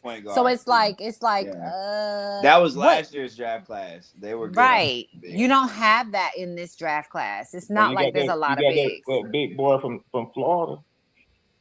Yeah, but the thing about it is do you have the time? I feel like next year you have a chance at really running it. Do you have the time to develop a big man that can chew some solid food already? And then in the draft, the reason why we were saying guard and point guard is just like where we're projected to draft. We draft anywhere in the top 8 outside of 2 or 3 or 1, 2 or 3. The guards are the best players available. Right, I know that. That's the same thing. We're saying the same thing. That's why I'm saying we want to go Michael Brown or somebody. Well, my thing is. So what big would you get? My thing. Well, but that's what I'm saying. Is I think the Hawks are going to get a big man, but they're going to use analytics. Yeah, that's the thing. My thing is that I don't really We've know. been trying to get both. This the dude Mike was telling me right here. And we need a center. Henry Vessar from Carolina. That's who Mike was telling me about. This guy right here. But if I was going to draft a big, I would draft Chris Nack. We actually need a guard and a center, or maybe a Koa Pete if Koa decides to come out. Right, Kool-Aid. We need both. We need both. We've been trying to get both. Called when Trey was here, we were trying to get a really genuine bag up point guard, the bag up Trey, and we needed a center. That's what we need. And we in that position. We still need that. We still need that point guard that even when Dyson come off the floor. Hold on real quick, Jay. Hold up. My boy Mega Mike said Jazz not a contender. They're going to be extra costs of how they spend their money on the roster. That's not winning. We can get Kessler. I think we could get him, man. Right. I think we can get Y'all him. got enough money to get him. Y'all got a lot of money. Make him. I make an offer. I throw that poison pill in there. The same way Houston did when they got Jeremy Lin from the Knicks. They threw that poison pill in there. They was like, nah, we not finna match that nonsense. Or how the Knicks did us with Tim Hardaway Jr. Yeah. What you about to say? You had to pay 80% of his contract out by October 1. That got rid of Tim Hardaway Jr. right there. The second Tony Wrestler seen he had to pay 80% of the contract by October 1st. He was like, nah. Yeah. I just don't want Aussie to do what he did. He said, I ain't giving this dude $20 million up. I just don't want Aussie to do what he did last year, going to the G League looking for dumpster to have him for talent. We need to stop doing that. But I think it depends on who it is. It was Dante. I agree. I think what Dante. We never got to see it. Hey, but look, check this Bro, out. I ain't never seen. We got to be the first team in NBA history to get to to give an offer sheet to a career G Leaguer. I've never seen that. I mean, No, some of these, but Golden see, here's State the be thing: in the the dumpster two-way too. contracts have gotten so good in the NBA. We be in the trash. We be in Right, the y'all trash been too. yeah, Golden Those State two-way stays in the players have dumpster. gotten so right. good. Sure It's do, just they do. all you need You is right. the right situation. Y'all got rings though, Golden Sherelle. We State don't. Because stays in the dumpster. You're Demond, right. you seen how Philadelphia, like Dominic Barlow is about to get paid We this ain't got none offseason. down here. You right. You right. He went from two-way player, couldn't get no minutes on the Hawks to a starter in Philadelphia all year. Just a Well, little hey, level He up. gonna get that money. Ryan Rollins, same thing. He You can went blame from your head two-way coach for that. player to about to Blame get your that head bread. coach for that. But this is the deal I'm just with. telling you, the two-way I know we players. want a It's just center, if you find one that but fits your system, it's gonna work. look. I know we want a center, but Auntie and Quinn is already got what they want to do. You can tell the way they're making the moves. They want to win with bet and with what they already have. Auntie made those moves to get into the draft to get that player. It's a player he got. He is a player he wants, and I think he made a move when he made that move on giving up those centers last year in the draft and to go get Ace and to get Chris Porzingis with a 1-year contract. He already had made up his mind and to make those moves to get into that draft. And his whole idea is to get I don't know about all that. whatever piece, He didn't know he was whatever gonna get piece into the he trying to draft. get out the Kool-Aid. draft to add You to don't know this. that. He But doesn't. he To did. add, But Kool-Aid, he did. to Are you add to talking about? this You talking about the team. Pelicans pick? The Pelican picks or Well, he Milwaukee. didn't know about. He didn't know about the Pelicans pick. They came to him. But- He didn't know about it. Right. But what I'm just saying, when he made the deal, he did it. I mean, they made you a deal you couldn't refuse. Yeah, Well, I mean, and How would you turn that down? it depends on what it was a deal that he Now, if couldn't you fulfill, said, now if because he you said he said, didn't know what he want. now if you He said, must if you didn't was know what he talking about, want. If you know what you want, nobody can have you to move off what you want. now if you was talking, now if you was talking, but anybody was gonna get into it. If you gonna give me an unprotected pick and I look at your team and y'all ain't shit, I'm taking it. But here's now if you would have said, the other pick that we got with the T-Man deal, okay, I could see that. But the Pelicans pick, Joe Dumars came to him. Matter of fact, I think we was the second team they called. No, they called 4 teams. Yeah, somebody else. I know you ain't saying Ozzy a damn genie now. He didn't know I he was feel gonna like have when that Matt shit. goes and he says, Can't they even called, put that that's in the not plan. a good, that's not a good deal that honestly did because they call all these other teams. I'm like, bro, you still have to be smart enough to say yes because it was 3 other GMs that were dumb enough to say no. And I'm about to hop off, so I'm about to say this because this is a really big moment right here. If you guys go and turn on ESPN2, you will see my alma mater, Tennessee State University, which is a HBCU that plays in the Ohio Valley Conference. We are 4 minutes away from winning the first OVC title since 1994. Oh, congratulations! Jay, I should have known. I should have known you were talking about. So I should have known you. Hey, so shout out to TSU. Jay, you want my I'm you so want my glad you want my real TSU, response? man. You want my real response, or you want my political correct response? Nope, I don't want to hear it. Okay, I just want to enjoy the moment. Like, bro, I don't care. No, I got you, but we don't play in all HBCU conference. We play real schools. I'm just messing with you. Real schools, man. Hey, I remember when I was in school because we played in the same conference as Murray State. Lord, here we go. I'm for real. When Ja was there, Ja lit us up, bro. Ja went to Murray State. That's in the OVC. Boy, he was fine. That's how I knew he was about to be. Him and Campaign. Campaign was really the dude that put Murray State on the map. And then Ja carried the torch with them. But like them, Belmont, Lipscomb, they're all OVC schools. We went 22-9. There's gonna be 23-9 this year, 15-5 in the conference. We're up 18 points with 3 minutes to go. So I'm about to hop off. Go enjoy your win, man. Go enjoy your win. Shout out to Tennessee State, man. All right, shout out to Tennessee State, man. Hopefully Congratulations, Tennessee State. You're gonna be one and done in the tournament. Who cares? Hey, Julian, they say the Dubs lose and they down 2, man. With 2 minutes left. Well, it's okay. I mean, Steve. they fighting. Okay, They fighting. I will say that they are Yeah. fighting. Y'all but, boys you know, showing out. that's the thing Pod about showing it. out It's tonight. the IQ Pod and the showing out tonight. determination to win and not want to be a loser. Yeah. That's why they're up like that. Is Pod showing out tonight? I don't know. Well, I've been talking to you guys. You are far more interesting than watching the Warriors now. Exactly. What I'm going to say about the Warriors, the reason why they're winning games is because they're playing a lot of people that are fighting for their NBA lives, and that's a formula right there. Right. So you have a bunch of I think two 27-year-old two-way players that are trying to they're trying to get a play job for a contract. You have a guy named LJ Cryer who's in the G League who hasn't played all season. He's finally getting some minutes. He's fighting for his life. Guy Santos, he just got paid, but they're all trying to prove themselves. Even Spencer, I forgot his last name, but you know what I'm talking about. Spencer.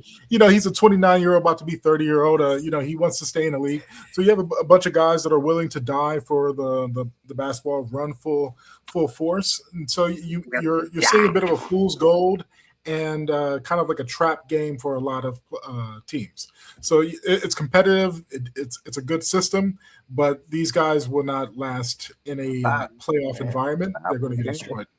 But y'all don't realize. I will say this: y'all 1 or 2 injuries. This team does have structure in a way where they run a system. That's the thing. They run a system. And they're fighting. And that's the one thing that I can say about them is they do have determination. It doesn't matter who's in, who's not in. They do have that. They've been taught that. This is what they've built themselves on. So I can't really say like everyone's competing for a contract or for a spot. I do think that they pride themselves on playing hard. Mm-hmm. Now the pieces are trash.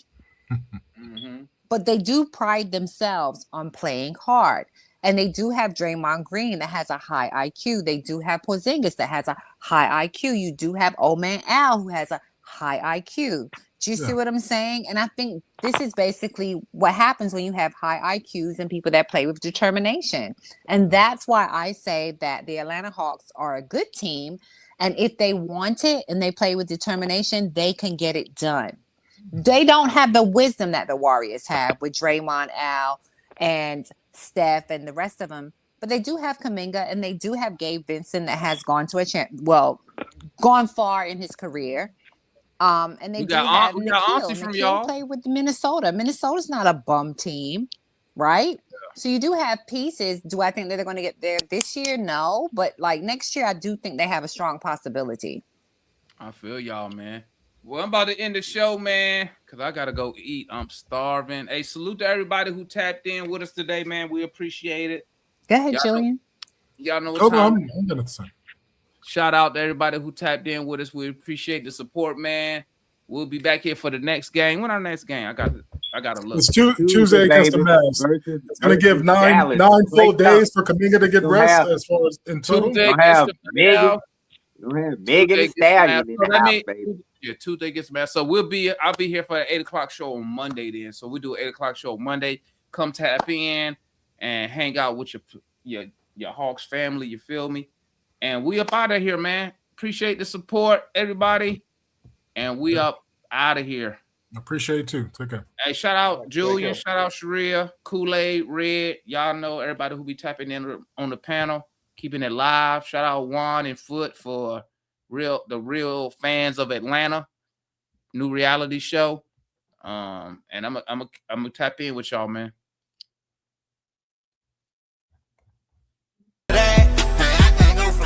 No, we ain't going for that.